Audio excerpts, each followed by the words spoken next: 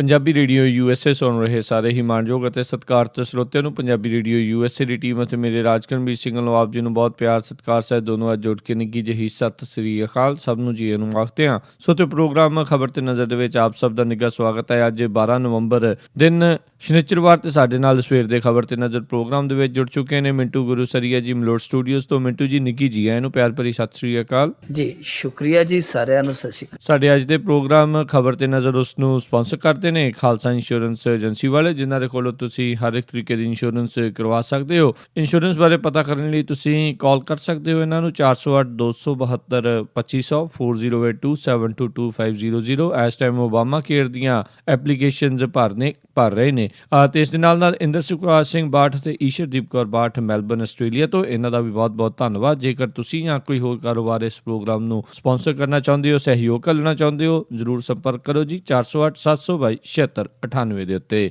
ਮਿੰਟੂ ਜੀ ਗੱਲਬਾਤ ਦਾ ਸਿਲਸਿਲਾ ਸ਼ੁਰੂ ਕਰਦੇ ਆ। ਇਹ ਨੋਟਾਂ ਨੇ ਸਾਹ ਨਹੀਂ ਲੈਣ ਦੇਣਾ ਲੱਗਦਾ। ਇਹ ਦੌੜ ਜਿਹੜੀ ਹੈ ਜੀ ਹੁਣ ਇੱਕ ਨਵੀਂ ਕਰਵਟ ਲੈ ਚੁੱਕੀ ਆ। ਕੁੱਟਮਾਰ ਤੇ ਲੁੱਟਮਾਰ ਹੋਣੀ ਸ਼ੁਰੂ। ਨਾ चिट्ठी ना संदेश, लाइन में लगा के देश कहाँ तुम चले। मोदी साहब ਨੂੰ ਸਾਰੇ ਯਾਦ ਕਰਦੇ ਪਏ ਆ ਕਿ ਚਲੇ ਗਏ। ਹਾਂ, ਮੋਦੀ ਸਾਹਿਬ ਜਾਪਾਨ ਚਲੇ ਗਏ ਤੇ ਪਿੱਛੋਂ ਤੂਫਾਨ ਆਏ ਬੈਠੇ ਜੀ। ਇਹ ਇਸ ਤਰ੍ਹਾਂ ਹੋਇਆ ਪਿਆ ਵਾ ਕਿ ਦੇਖੋ, ਇੱਕ ਦਿਨ ਸਬਰ ਰੱਖਿਆ, ਲੋਕਾਂ ਨੇ ਆਖਿਆ ਚਲੋ ਠੀਕ ਠਾਕ ਹੋ ਜਾਏਗਾ। 2 ਦਿਨ ਸਬਰ ਰੱਖਿਆ, ਚਲੋ ਅੱਜ ਨਹੀਂ ਕੱਲ ਭਲੇ ਦਿਨ ਆ ਜਾਣਗੇ। ਤੀਜੇ ਦਿਨ ਵੀ ਆਖਿਆ ਚਲੋ ਚੰਗੇ ਦਿਨ ਆ ਜਾਣਗੇ, ਕੋਸ਼ਿਸ਼ ਚੰਗੀ, ਅਸੀਂ ਸਹਿਯੋਗ ਕਰੀ। ਹੁਣ ਸਬਰ ਦਾ ਬੰਨ ਹੈ ਜਿਹੜਾ ਟੁੱਟਦਾ ਜਾਂਦਾ। ਅੱਜ ਅਰੁਣ ਜੇਤਲੀ ਪ੍ਰੈਸ ਕਾਨਫਰੰਸ ਕਰਕੇ ਆਂਦਾ ਹੈ ਕਿ ਹਾਲੇ ATM ਹੈ ਜਿਹੜੇ ਉਹ ਪੂਰੀ ਤਰ੍ਹਾਂ ਐਕਟਿਵ ਹੋਣ ਦੇ ਵਿੱਚ 2 ਹਫ਼ਤੇ ਹੋਰ ਲੈ ਜਾਣ। 2 ਹਫ਼ਤਿਆਂ ਦਾ ਉਹ ਟਾਈਮ ਲੈ ਰਿਹਾ ਹੈ। ਇਹ ਕਨੈਕਟਰਾਂ ਵਾਲਾ ਹਿਸਾਬ ਹੁੰਦਾ ਇਹਨਾਂ ਦਾ। ਜਿਵੇਂ ਉਹ ਨਹੀਂ ਕਹਿੰਦੇ ਬੱਸ ਅੱਡੇ 'ਚ ਬੱਸ ਖੜੀ ਹੋਵੇ, ਕੋਈ ਮਾਈ ਪੁੱਛੇ, ਕੋਈ ਭਾਈ ਪੁੱਛੇ, ਉਹ ਬੱਸ ਬਹਿ ਜਾਓ ਚੱਲੀਏ ਜੀ ਚੱਲੀ ਹੈ, ਤੇ ਉਹ ਗਰਮੀ 'ਚ ਅੱਧਾ ਘੰਟਾ ਉੱਥੇ ਮਰੀ ਜਾਂਦੇ ਆ। ਇੱਧਰੋਂ ਆ ਗਈ ਸਵਾਰੀ, ਇੱਧਰੋਂ ਕ੍ਰਾਸ ਲੈ ਲਿਆ। ਉਹ ਹਾਲ ਇਹਨਾਂ ਦਾ। ਕਹਿੰਦੇ ਕੁਛ ਆ ਸਮਾਂ ਜਿਹੜਾ ਉਹ ਬਹੁਤ ਲੰਮਾ ਲੈ ਲੈਂਦੇ ਆ। ਸੋ ਉਹ 2 ਹਫ਼ਤੇ ਉਹ ਕਹਿੰਦੇ ਆ, ਹੋ ਸਕਦਾ 2 ਹਫ਼ਤਿਆਂ ਤੋਂ ਵੱਧ ਵੀ ਸਮਾਂ ਲੱਗ ਜਾਵੇ। ਦੂਜੇ ਪਾਸੇ ਪੇਸ਼ੈਂਸ ਹੈ ਲੋਕਾਂ ਦੀ, ਉਹ ਇਸ ਕਰਕੇ ਜਵਾਬ ਦੇਣ ਡਈ ਆ ਕਿਉਂਕਿ ਉਹਨਾਂ ਦੀ ਇੱਕ ਤੇ ਆਪਣੀ ਕਮਾਈ ਆ। ਹੁਣ ਲਾਈਨਾਂ ਦੇ ਵਿੱਚ ਅਡਾਨੀ ਨਹੀਂ ਲੱਗਦੇ, ਅੰਬਾਨੀ ਨਹੀਂ ਲੱਗਦੇ, ਟਾਟਾ ਬਿਰਲੇ ਨਹੀਂ ਲੱਗਦੇ। ਲਾਈਨਾਂ ਦੇ ਵਿੱਚ ਮੱਧਮ ਵਰਗੀ ਲੱਗਦੇ ਆ। ਲਾਈਨਾਂ ਦੇ ਵਿੱਚ ਜਿਹੜੇ ਗਰੀਬ ਤਬਕੇ ਦੇ ਲੋਕ ਆ ਉਹ ਲੱਗਦੇ ਆ। ਉਹਨਾਂ ਨੂੰ ਹੁਣ ਇਉਂ ਲੱਗਦਾ ਕਿ ਸਾਨੂੰ ਸਜ਼ਾ ਦਿੱਤੀ ਜਾ ਰਹੀ ਹੈ ਕਿ ਅਸੀਂ ਆਪਣੀ ਕਮਾਈ ਜਿਹੜੀ ਉਹ ਬਦਲਾਉਣ ਲਈ ਲਾਈਨਾਂ ਦੇ ਵਿੱਚ ਧੱਕੇ ਖਾ ਰਹੇ ਹਾਂ। ਉਲਟਾ ਹੁਣ ਇਹ ਹੋ ਰਿਹਾ ਹੈ ਕਿ ਕਈ ਥਾਈਂ ਲਾਠੀ ਚਾਰਜ ਹੋਣ ਲੱਗ ਪਏ ਆ ਕਿਉਂਕਿ ਕੁਝ ਉੱਥੇ ਜਿਹੜੇ ਲੋਕ, ਤੁਹਾਨੂੰ ਪਤਾ ਹੈ ਹਰੇਕ ਸੁਸਾਇਟੀ ਦੇ ਵਿੱਚ ਹਰੇਕ ਕਿਸਮ ਦੇ ਵਿਅਕਤੀ ਹੁੰਦੇ ਆ ਜਿਹੜੇ ਉੱਥੇ ਦਾਬੇ ਵਾਲੇ ਆ। ਉਹ ਧੱਕਾ ਕਰਦੇ ਆ, ਮੁੜ ਕੇ ਪੁਲਿਸ ਆ ਕੇ ਲਾਠੀ ਚਾਰਜ ਕਰਦੀ ਆ। ਡਾਂਗਾ ਜਿਹੜੀਆਂ ਉਹ ਵਿੱਚ ਸ਼ਰੀਫਾਂ ਦੇ ਵੀ ਪੈ ਜਾਂਦੀਆਂ। ਬਦਮਾਸ਼ੀਆਂ ਕੋਈ ਕਰ ਜਾਂਦਾ, ਭਰਦਾ ਕੋਈ ਆ। ਮੇਵਾਤ ਦੇ ਵਿੱਚ ਲਾਠੀ ਚਾਰਜ ਹੋਇਆ। ਸਾਡੇ ਇੱਥੇ ਲੁਧਿਆਣੇ ਵੀ ਬੈਂਕ ਦੇ ਵਿੱਚ ਬਹੁਤ ਝੜਪ ਹੋਈ ਹੈ, ਤਿੱਖੀ ਝੜਪ ਹੋਈ ਆ। ਹੋਰ ਬਹੁਤ ਸਾਰੀਆਂ ਥਾਵਾਂ ਤੋਂ ਮੱਧ ਪ੍ਰਦੇਸ਼ ਦੇ ਵਿੱਚ ਇੱਕ ਕਰਿਆਨੇ ਵਾਲੇ ਕੋਲ ਗਏ ਲੋਕ। ਉਹਨੇ ਆਖਿਆ ਜੀ ਲਾਈਨ ਲੱਗੀ ਆ ਤੇ ਸਾਨੂੰ ਸੇਠ ਜੀ ਸੌਦਾ ਦਿਓ। ਤੇ ਉਹਨੇ ਆਖਿਆ ਕਿ ਮੇਰੇ ਕੋਲ ਤਾਂ ਖੁੱਲੇ ਨਹੀਂ ਹੈਗੇ। ਉਹਨਾਂ ਨੇ ਕਿਹਾ ਅਸੀਂ ਹੁਣ ਖੁੱਲੇ ਕਿੱਥੋਂ ਬਣਾਈਏ, ਅਸੀਂ ਘਰਾਂ 'ਚ ਮਸ਼ੀਨਾਂ ਲਾਉਣੋਂ ਰਹੇ। ਤੇ ਉਹਨੇ ਜਵਾਬ ਦਿੱਤਾ ਤੇ ਉਹ ਸਾਰੀ ਜਿਹੜੀ ਭੀੜ ਸੀ ਉਹਦੇ ਹੱਟ ਤੇ ਟੁੱਟ ਪਈ। ਉਸ ਹੱਟ ਨੂੰ ਲੁੱਟ ਕੇ 5 ਮਿੰਟਾਂ 'ਚ ਲੈ ਗਏ। ਲੁੱਟਮਾਰ ਵੀ ਸ਼ੁਰੂ ਹੋ ਗਈ ਹੈ। ਕੱਲ ਕਿਸੇ ਨੇ ਅਫਵਾਹ ਫੈਲਾ ਦਿੱਤੀ ਕਿ ਜਿਵੇਂ ਮੋਦੀ ਦੇ ਰਾਜ ਦੇ ਵਿੱਚ 500 ਤੇ 1000 ਦੇ ਨੋਟਾਂ ਦਾ ਹਾਲ ਹੋਇਆ, ਉਸੇ ਤਰ੍ਹਾਂ ਲੂਣ ਆ ਜਿਹੜਾ ਉਹਦੀ ਕਿੱਲਤ ਆਉਣ ਲੱਗੀ ਹੈ। ਲੋਕ ਰਾਤ ਨੂੰ 400-400 ਨੂੰ ਕਿਲੋ ਲੂਣ ਲੈ ਕੇ ਗਏ। ਜਿਹੜੇ ਲੋਕ ਸ਼ਰਾਰਤੀ ਕਿਸਮ ਦੇ ਸੀ ਉਹਨਾਂ ਨੇ ਸਟੋਰਾਂ ਦੇ ਵਿੱਚ ਜਾ ਕੇ ਲੁੱਟਮਾਰ ਵੀ ਕਰਨੀ ਸ਼ੁਰੂ ਕਰ ਦਿੱਤੀ। ਇਹ ਦਿੱਲੀ ਤੋਂ ਲੈ ਕੇ ਹੈਦਰਾਬਾਦ ਤੱਕ ਲੁੱਟ ਹੋਈ ਹੈ। ਸੋ ਲੂਣ ਹੈ ਜਿਹੜਾ 400 ਨੂੰ ਕਿਲੋ ਵਿਕ ਗਿਆ। ਦੂਜੇ ਪਾਸੇ ਰਾਜਕਰਨਵੀਰ ਸਿੰਘ ਜੀ, ਸਾਡੇ ਇੱਥੇ ਪੰਜਾਬ 'ਚ ਹੋਰ ਤਰ੍ਹਾਂ ਦੀਆਂ ਖਬਰਾਂ ਆਉਣ ਲੱਗ ਪਈਆਂ ਨੇ। ਇੱਥੇ ਕੁਝ ਜਿਹੜੇ ਕਾਲੇ ਮਾਲੇ ਕਰਦੇ ਆ ਲੋਕ, ਉਹਨਾਂ ਨੇ ਇਸ ਖੇਡ ਨੂੰ ਬੜੇ ਵੱਡੇ ਪੱਧਰ ਤੇ ਆਪਣੇ ਫਾਇਦੇ ਲਈ ਵਰਤਣਾ ਸ਼ੁਰੂ ਕਰ ਦਿੱਤਾ ਹੈ। ਹੁਣ ਖਬਰਾਂ ਇਹ ਆ ਰਹੀਆਂ ਨੇ ਕੁਝ ਬੈਂਕਾਂ ਦੇ ਕਰਮਚਾਰੀ ਆ ਜਿਹੜੇ ਉਹ ਵੱਡੇ ਧੰਨਾ ਸੇਠਾਂ ਨੂੰ ਫਾਇਦਾ ਦੇ ਰਹੇ ਸਿੱਧੇ ਰੂਪ ਦੇ ਵਿੱਚ ਕਿ ਲਿਆਓ ਜੀ ਕਰੋੜ ਤੇ 90 ਲੱਖ ਲੈ ਜਾਓ, 10 ਸਾਡਾ। ਇਹ ਸੌਦੇਬਾਜ਼ੀਆਂ ਦੀ ਵੀ ਖਬਰ ਆ। ਇੱਥੋਂ ਤੱਕ ਕਿ ਲੋਕ ਆ ਜਿਹੜੇ ਉਹ ਇਲਜ਼ਾਮ ਲਾ ਰਹੇ ਆ ਕਿ ਸਾਡੀ ਆਇਡੈਂਟੀ ਜਿਹਦੇ ਤੇ ਅਸੀਂ ਜਾ ਕੇ ਕੈਸ਼ ਵਟਾਉਣ ਦੀ, ਐਕਸਚੇਂਜ ਕਰਾਉਣ ਦੀ ਪ੍ਰਕਿਰਿਆ ਕਰਦੇ ਆ, ਸ਼ੁਰੂ ਕਰਦੇ ਆ, ਤੇ ਉੱਥੋਂ ਸਾਨੂੰ ਅੱਗੋਂ ਜਵਾਬ ਮਿਲਦਾ ਹੈ ਕਿ ਤੁਹਾਡੀ ਆਇਡੈਂਟੀ ਤੇ ਕੋਈ ਕੈਸ਼ ਜਿਹੜਾ ਐਕਸਚੇਂਜ ਕਰਾ ਕੇ ਲੈ ਗਿਆ। ਜਦਕਿ ਉਹ ਕਹਿੰਦੇ ਅਸੀਂ ਪਹਿਲੀ ਵਾਰੀ ਜਾਂਦੇ ਹਾਂ। ਤਾਂ ਉਹਦਾ ਮਤਲਬ ਇਹ ਹੈ ਕਿ ਉਹ ਆਇਡੈਂਟੀ ਦਾ ਨੰਬਰ ਹੈ ਜਿਹੜਾ, ਜਾਂ ਉਹਦੀ ਫੋਟੋ ਸਟੇਟ ਉੱਥੇ ਰੱਖ ਲਈ ਜਾਂਦੀ ਹੈ ਤੇ ਉਹਨੂੰ ਕਹਿ ਦਿੱਤਾ ਜਾਂਦਾ ਭਾਈ ਤੇਰਾ ਤਾਂ ਕੈਸ਼ ਕੋਈ ਐਕਸਚੇਂਜ ਕਰਾ ਕੇ ਲੈ ਗਿਆ। ਜਾਂ ਇਹ ਵੀ ਜਾਂ ਇਹ ਵੀ ਆਖ ਦਿੱਤਾ ਜਾਂਦਾ ਹੈ ਕਿ ਭਾਈ ਆ ਇੱਕ ਦਿਨ ਤੇ ਲੈ ਜਾ, ਹੁਣ 10 ਦਿਨਾਂ ਬਾਅਦ ਆਈ, ਉਤੋਂ ਹੁਕਮ ਆ ਗਿਆ। ਇਹੋ ਜਿਹੀਆਂ ਗੱਲਾਂ ਵੀ ਆ ਰਹੀਆਂ, ਇਹੋ ਜਿਹੀਆਂ ਸ਼ਿਕਾਇਤਾਂ ਵੀ ਆ ਰਹੀਆਂ। ਸਾਡੇ ਮਾਨਸੇ ਦੇ ਵਿੱਚੋਂ ਅੱਜ 1 ਕਰੋੜ ਰੁਪਈਆ ਸ਼ਾਮੀ ਫੜਿਆ ਗਿਆ ਕੈਸ਼ ਦੇ ਰੂਪ ਦੇ ਵਿੱਚ। ਗੰਗਾ ਦੇ ਵਿੱਚ ਜਿਵੇਂ ਅੱਜ ਮੋਦੀ ਕਹਿੰਦਾ ਸੀ, ਕਹਿੰਦਾ ਜਿਹੜੇ ਮੈਨੂੰ ਨੇੜਿਓਂ ਜਾਣਦੇ ਆ ਨਾ, ਜਾਪਾਨ ਦੇ ਵਿੱਚ ਬੋਲਿਆ, ਕਹਿੰਦਾ ਜਿਹੜੇ ਮੈਨੂੰ ਨੇੜਿਓਂ ਜਾਣਦੇ ਉਹਨਾਂ ਨੂੰ ਪਤਾ ਮੈਂ ਕਿਸ ਕਿਸਮ ਦਾ ਬੰਦਾ ਵਾਂ, ਇਸ ਕਰਕੇ ਜਿਨ੍ਹਾਂ ਨੇ ਚਵਾਨੀ ਨਹੀਂ ਸੀ ਸੁੱਟੀ ਕਦੇ, ਉਹ ਗੰਗਾ ਦੇ ਵਿੱਚ ਜਾ ਕੇ ਹੁਣ ਨੋਟ ਸੁੱਟਣ ਡਏ ਆ। ਨਰਿੰਦਰ ਮੋਦੀ ਉੱਥੇ ਜਾਪਾਨ ਦੇ ਵਿੱਚ ਬੁੜਕਣ ਡਿਆ। ਪਰ ਇਹ ਸਾਰਾ ਕੁਛ ਜਿਹੜਾ ਹੋ ਰਿਹਾ, ਹੌਲੀ ਹੌਲੀ ਹੌਲੀ ਸਥਿਤੀਆਂ ਜਿਹੜੀਆਂ ਬੇਕਾਬੂ ਹੋ ਰਹੀਆਂ ਨੇ, ਕਿਉਂਕਿ ਜਿਹੜੀ ਰਫਤਾਰ ਦੇ ਨਾਲ ਕਰੰਸੀ ਦਾ ਪਸਾਰ ਹੋਣਾ ਚਾਹੀਦਾ ਸੀ ਬੈਂਕਾਂ ਦੇ ਵਿੱਚ, ATMs ਦੇ ਵਿੱਚ, ਉਸ ਪੱਧਰ ਦੀ ਤੇਜ਼ੀ ਹਾਲੇ ਤੱਕ ਨਹੀਂ ਆਈ। ਬਾਜ਼ਾਰ ਸੁੰਗੜਦਾ ਜਾ ਰਿਹਾ, ਲੋਕਾਂ ਦੇ ਵਿੱਚ ਬੇਚੈਨੀ ਵੱਧਦੀ ਜਾ ਰਹੀ ਹੈ। ਜਿਹੜੇ ਕਿਰਤੀ ਲੋਕ ਆ, ਕਾਮੇ ਲੋਕ ਆ, ਜਿਨ੍ਹਾਂ ਨੇ ਕਹਿ ਲਈਏ ਕਿ ਖੂਬ ਟਕੇ ਪਾਣੀ ਪੀਣਾ ਹੁੰਦਾ ਹਰੇਕ ਦਿਨ, ਉਹ ਲੋਕ ਜਿਹੜੇ ਆ ਉਹ ਹੁਣ ਕੰਮ ਤੇ ਉਹਨਾਂ ਨੇ ਕੀ ਕਰਨਾ, ਉਹ ਤਾਂ ਆਪਣੀ ਜ਼ਰੂਰਤਾਂ ਦੀਆਂ ਚੀਜ਼ਾਂ ਜਿਹੜੀਆਂ ਸਾਰੇ ਦਿਨ ਦੇ ਵਿੱਚ ਉਹ ਵੀ ਮਸਾਂ ਪੂਰੀਆਂ ਕਰਦੇ ਆ। ਸਬਜ਼ੀ ਲੈਣ ਗਏ ਤਾਂ ਉੱਥੇ ਰੌਲਾ, ਦੁੱਧ ਲੈਣ ਗਏ ਤਾਂ ਉੱਥੇ ਰੌਲਾ, ਜੇ ਰਾਤ ਨੂੰ ਕੋਈ ਸੌਦਾ ਪੱਤਾ ਹੋਰ ਲੈਣ ਗਏ ਦੁਕਾਨ ਤੇ, ਉੱਥੇ ਤਾਂ ਖੁੱਲਿਆਂ ਦਾ ਰੌਲਾ। ਉਹ ਖੁੱਲਿਆਂ ਨੇ ਜ਼ਿੰਦਗੀ ਨੂੰ ਬੰਨ੍ਹ ਕੇ ਰੱਖ ਦਿੱਤਾ ਹੈ। ਬਾਜ਼ਾਰ ਜਿਹੜਾ ਆ ਉਹ ਬੁਰੀ ਤਰ੍ਹਾਂ ਕਹਿ ਲਈਏ ਮੰਦੇ ਦਾ ਸ਼ਿਕਾਰ ਹੋ ਗਿਆ। ਹਰੇਕ ਥਾਂ ਬਵਾਲ ਆ, ਹਰੇਕ ਥਾਂ ਝਗੜਾ ਨੋਟਾਂ ਦਾ, ਹਰੇਕ ਥਾਂ ਦੌੜ ਆ ਕਿ ਕਿਸੇ ਤਰੀਕੇ ਨਾਲ ਐਕਸਚੇਂਜ ਕਰਾ ਲਏ ਜਾਣ। ਵਿਆਹ ਸ਼ਾਦੀਆਂ ਜਿਹੜੀਆਂ ਉਹ ਕਈ ਥਾਂ ਟੁੱਟਣ ਦੀਆਂ ਖਬਰਾਂ ਕਿ ਵਿਆਹ ਤੋੜ ਨਹੀਂ ਚੜ ਰਹੇ, ਕਿਉਂਕਿ ਲੋਕ ਆ ਜਿਹੜੇ ਸ਼ਾਹੀ ਵਿਆਹਾਂ ਦੇ ਆਦੀ ਆ। ਬਹੁਤ ਵੱਖਰੇ ਤਰ੍ਹਾਂ ਦਾ ਮਾਹੌਲ ਬਣ ਗਿਆ। ਇਸ ਤਰ੍ਹਾਂ ਲੱਗਦਾ ਜਿਵੇਂ ਆਰਥਿਕ ਐਮਰਜੈਂਸੀ ਲੱਗੀ ਹੋਵੇ। ਹੁਣ ਦੇਖੋ, ਇੱਕ ਪਾਸੇ ਮੱਧ ਵਰਗੀ ਜਾਂ ਜਿਹੜਾ ਹੇਠਲੇ ਤਬਕੇ ਦਾ ਆਵਾਮ ਆ ਉਹ ਇਸ ਪਰੇਸ਼ਾਨੀ ਨੂੰ ਝੱਲਦਾ ਪਿਆ, ਤੇ ਜਿਹੜੇ ਲੋਕ ਮੈਂ 2-3 ਤੁਹਾਨੂੰ ਨਾਂ ਲੈ ਦਿੰਦਾ। ਦੇਖੋ, ਕਾਲੇ ਧਨ ਤੇ ਇਹ ਕਹਿੰਦੇ ਜੀ ਕਾਲੇ ਧਨ ਤੇ ਅਸੀਂ ਸਟ੍ਰਾਈਕ ਕੀਤਾ ਹੈ। ਕਾਲੇ ਧਨ ਤੇ ਸਟ੍ਰਾਈਕ ਕੀਤਾ, ਪਹਿਲੀ ਗੱਲ ਇਹ ਹੈ ਕਿ ਕਾਲੇ ਧਨ ਵਾਲਾ ਤੇ ਕੋਈ ਵੇਖਿਆ ਨੀਗਾ। ਉਹਨੇ ਆ ਕੇ ਸਰੈਂਡਰ ਕੀਤਾ ਹੋਵੇ ਮੋਟੇ ਕਿਸੇ ਨੇ, ਜਾਂ ਉਹ ਲਾਈਨ ਦੇ ਵਿੱਚ ਲੱਗਾ ਹੋਵੇ ਕਿ ਭਾਈ ਆ ਮੈਂ ਲੈ ਕੇ ਆਇਆ, ਕੱਟ ਕਟਾ ਕੇ ਜਿਹੜਾ ਮੇਰਾ ਬਚਦਾ ਦੇ ਦਿਓ। ਕੋਈ ਇਹੋ ਜਿਹੀ ਕਿਤੋਂ ਵੀ ਖਬਰ ਨਹੀਂ ਆਈ। ਬਾਬਾ ਰਾਮਦੇਵ ਹੈ ਇਹਨਾਂ ਦਾ ਜਿਹੜਾ, ਉਹ ਕੁਝ ਕਰੋੜਾਂ ਦਾ ਮਾਲਕ ਸੀ ਜਦੋਂ ਆ ਸਰਕਾਰ ਬਦਲੀ ਆ। 2-2.5 ਸਾਲਾਂ ਚ ਉਹਦਾ ਅੰਪਾਇਰ ਕਿੱਥੇ ਚਲਾ ਗਿਆ? ਉਹ ਕਿਵੇਂ ਕਿੰਨੇ ਕੁ ਟੈਕਸ ਭਰਦਾ ਹੈ? ਕਿਵੇਂ ਏਡੀ ਮੋਟੀ ਕਮਾਈ ਉਹਦੀ ਛਾਲ ਮਾਰ ਗਈ? ਕਿਸੇ ਨੇ ਹਿਸਾਬ ਕਿਤਾਬ ਨਹੀਂ ਲਾਇਆ। ਅੰਬਾਨੀ ਹੈ, ਲੱਖਾਂ ਕਰੋੜਾਂ ਦੀ ਜਿਹੜੀ ਆ ਉਹ ਗੈਸ ਦੇਸ਼ ਦੀ ਵੇਚ ਕੇ ਖਾ ਗਏ। ਜੁਰਮਾਨਾ ਹੋਇਆ ਉਹਨਾਂ ਨੂੰ 10,000 ਕਰੋੜ ਦਾ, ਉਹ ਵੀ ਹਾਲੇ ਤੱਕ ਉਹਨਾਂ ਨੇ ਭਰਿਆ ਨਹੀਂ। ਇਹ ਵੀ ਤੇ ਕਾਲਾ ਧਨ ਹੈ ਨਾ। 3,000 ਕਰੋੜ ਇਹਨਾਂ ਨੇ ਇੱਕ ਪ੍ਰੋਜੈਕਟ ਵਾਸਤੇ ਲਿਆ ਤੇ 3,500 ਕਰੋੜ ਦੀ ਇਹ ਸਬਸਿਡੀ ਲੈ ਗਏ। ਇਹ ਵੀ ਤੇ ਕਾਲਾ ਧਨ ਹੀ ਹੈ ਨਾ। ਸੋ ਇਹ ਜਿਹੜਾ ਇੱਕ ਕਿ ਆਮ ਬੰਦੇ ਤੋਂ ਕਢਾਇਆ ਜਾ ਰਿਹਾ, ਉਹਦੀਆਂ ਨੁਕਰਾਂ ਖੁੰਝਰਾਂ ਚ, ਚਾਹੇ ਉਹਦੀ ਸਾਰੀ ਜ਼ਿੰਦਗੀ ਦੀ ਕਮਾਈ ਹੈ, ਉਹਨੂੰ ਤੇ ਕਢਾਈ ਜਾ ਰਹੀ ਆ। ਚਲੋ ਠੀਕ ਹੈ ਕਿ ਟੈਕਸ ਪੇਅਰ ਜਿਹੜੇ ਵਧਾਉਣੇ ਪੈਣਗੇ ਜੇ ਮੁਲਕ ਦੇ ਵਿੱਚ ਅਸੀਂ ਇੱਕ ਢਾਂਚਾ, ਜਿਹੜਾ ਵਧੀਆ ਢਾਂਚਾ, ਵਿਕਾਸਸ਼ੀਲ ਢਾਂਚਾ ਵਿਕਸਿਤ ਕਰਨਾ ਹੈ, ਤਾਂ ਟੈਕਸ ਦੇਣ ਦੀ ਤਾਂ ਆਦਤ ਸਾਡੇ ਦੇਸ਼ ਵਾਸੀਆਂ ਨੂੰ ਪਾਉਣੀ ਪਵੇਗੀ। ਪਰ ਹਾਲ ਇਹ ਹੈ ਕਿ ਜਿਹੜਾ ਇਸ ਸਮੇਂ ਇਸ ਸਰਜੀਕਲ ਸਟ੍ਰਾਈਕ ਦਾ ਪ੍ਰਭਾਵ ਪੈਣ ਡਿਆ, ਉਹ ਹਾਲੇ ਇੱਕ ਤਬਕੇ ਤੇ ਪੈਣ ਡਿਆ। ਉਹ ਤਬਕਾ ਹੈ ਜਿਹਦੇ ਕੋਲ ਇਸ ਮੁਲਕ ਦੀ ਪੂੰਜੀ ਦਾ, ਜੇ ਕਹਿ ਲਈਏ ਕਿ ਇੱਕ ਹਿੱਸਾ ਹੈ, ਜਿਵੇਂ ਬਹੁਤ ਵੱਡੇ ਤਬਕੇ ਕੋਲ ਇੱਕ ਹਿੱਸਾ, ਤੇ ਇੱਕ ਹਿੱਸਾ ਜਿਹੜਾ 1-2% ਲੋਕਾਂ ਕੋਲ ਆ, ਉਹਨਾਂ ਨੂੰ ਹਾਲੇ ਤੱਕ ਕੋਈ ਮਾਰ ਨਹੀਂ ਪਈ, ਹਾਲੇ ਤੱਕ ਉਹਨਾਂ ਨੂੰ ਕੋਈ ਤੰਗੀ ਨਹੀਂ ਆਈ। ਇੱਥੋਂ ਵੇਖ ਕੇ ਲੱਗਦਾ ਕਿ ਜਾਂ ਤੇ ਜਿਵੇਂ ਇਹਨਾਂ ਲੋਕਾਂ ਨੂੰ ਪਰੇਸ਼ਾਨੀ ਆ ਰਹੀ ਹੈ ਕਿ ਉਹਨਾਂ ਨੂੰ ਸਰੈਂਡਰ ਕਰਨਾ ਪੈ ਰਿਹਾ, ਚਾਹੇ ਕਿਸੇ ਨਾ ਕਿਸੇ ਰੂਪ 'ਚ, ਜਿੰਨੇ ਵੀ ਚਾਹੇ ਕਿਸੇ ਨੇ ਆਪਣੇ ਸ਼ੌਹਰ ਦੇ ਜੇਬ ਦੇ ਵਿੱਚੋਂ ਨੋਟ ਕੱਢ ਕੇ ਜੋੜੇ ਸਨ, ਉਸ ਤੀਵੀਂ ਨੂੰ, ਉਸ ਬੀਵੀ ਨੂੰ ਵੀ ਸਰੈਂਡਰ ਕਰਨਾ ਪੈ ਰਿਹਾ। ਕਿਸੇ ਰਕਸ਼ਾ ਵਾਲੇ ਨੇ ਰਕਸ਼ਾ ਵਾਹ ਕੇ ਪੈਸੇ ਜੋੜੇ ਸਨ, ਉਹਨੂੰ ਵੀ ਸਰੈਂਡਰ ਕਰਨਾ ਪਿਆ। ਜਾਂ ਤੇ ਫਿਰ ਉਹ ਜਿਹੜੇ ਲੋਕ ਜਿਨ੍ਹਾਂ ਨੇ ਅਸਿੱਧੇ ਜਾਂ ਅਸਿੱਧੇ ਰੂਪ 'ਚ ਦੇਸ਼ ਦਾ ਪੈਸਾ ਖਾਧਾ, ਉਹਨਾਂ ਦੀ ਧੌਣ ਤੇ ਵੀ ਗੋਡਾ ਰੱਖਿਆ ਜਾਵੇ। ਨਹੀਂ ਤੇ ਫਿਰ ਅਸੀਂ ਕਹਿ ਸਕਦੇ ਹਾਂ ਕਿ ਇਹ ਜਿਹੜਾ ਸਟ੍ਰਾਈਕ ਹੋਇਆ ਹੈ, ਇਹ ਕਾਲੇ ਧਨ ਨਾਲ ਸਟ੍ਰਾਈਕ ਨਹੀਂ ਹੋਇਆ, ਇਹ ਕਾਲੇ ਮਨ ਨਾਲ ਸਟ੍ਰਾਈਕ ਹੋਇਆ।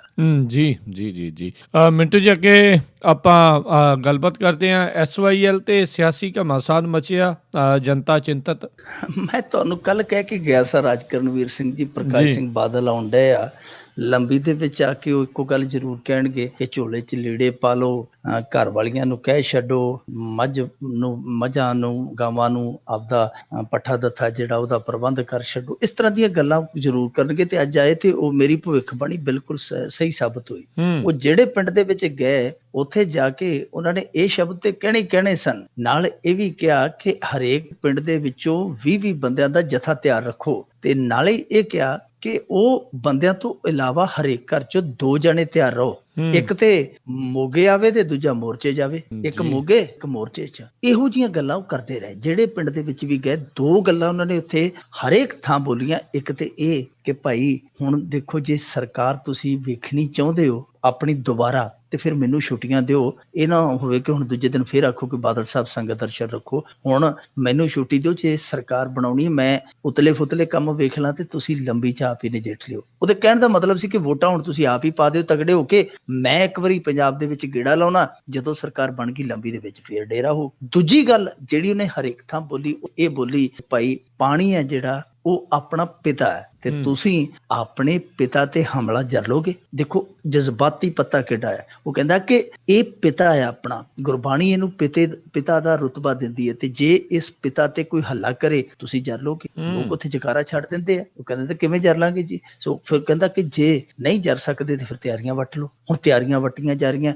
ਇਹ ਹੁਣ ਤਿਆਰੀਆਂ ਪਤਾ ਨਹੀਂ ਮੋਗੇ ਵਾਲੀਆਂ ਕਿ ਮੋਗੇ ਤੋਂ ਗਾਂਹ ਵੀ ਲਿਜਾਣਾ ਕਿਤੇ, ਕਿਉਂਕਿ ਮੋਗੇ ਰੈਲੀ ਰੱਖੀ ਬੈਠੇ ਆ। ਸੋ ਨਾਲ ਮੋਗੇ ਵਾਲੀ ਰੈਲੀ ਦਾ ਵੀ ਪ੍ਰਚਾਰ ਹੋ ਰਿਹਾ, ਨਾਲ ਮੋਰਚਿਆਂ ਦਾ ਵੀ ਪ੍ਰਚਾਰ ਹੋ ਰਿਹਾ। ਅਸੀਂ ਅੱਜ ਉੱਥੇ ਪੱਤਰਕਾਰ ਵਾਰਤਾ ਦੇ ਵਿੱਚ ਪ੍ਰਕਾਸ਼ ਸਿੰਘ ਬਾਦਲ ਨੂੰ ਸਵਾਲ ਕੀਤਾ ਕਿ ਬਾਦਲ ਸਾਹਿਬ, ਜਿਹੜਾ ਨੋਟੀਫਿਕੇਸ਼ਨ ਤੁਸੀਂ 2 ਕਰੋੜ ਲੈ ਕੇ ਜਾਰੀ ਕੀਤਾ ਸੀ, ਤੁਸੀਂ ਹਰੇਕ ਗੱਲ ਤੇ ਕਹਿੰਦੇ ਕਿ ਕਾਂਗਰਸ ਨੇ ਗੁਨਾਹ ਕੀਤਾ, ਕਾਂਗਰਸ ਨੇ ਆਹ ਕੀਤਾ, ਕਾਂਗਰਸ ਨੇ ਉਹ ਕੀਤਾ। ਜਿਹੜਾ ਤੁਸੀਂ 2 ਕਰੋੜ ਲੈ ਕੇ ਨੋਟੀਫਿਕੇਸ਼ਨ ਜਾਰੀ ਕੀਤਾ ਤੁਹਾਡਾ ਗੁਨਾਹ ਨਹੀਂ ਹੈ? ਉੱਥੇ ਪ੍ਰਕਾਸ਼ ਸਿੰਘ ਬਾਦਲ ਟੋਪੀ ਪਾ ਕੇ, ਨਹੀਂ ਵੇਖੋ ਜੀ 3 ਪੁਆਇੰਟ ਨੇ ਮੇਰੇ।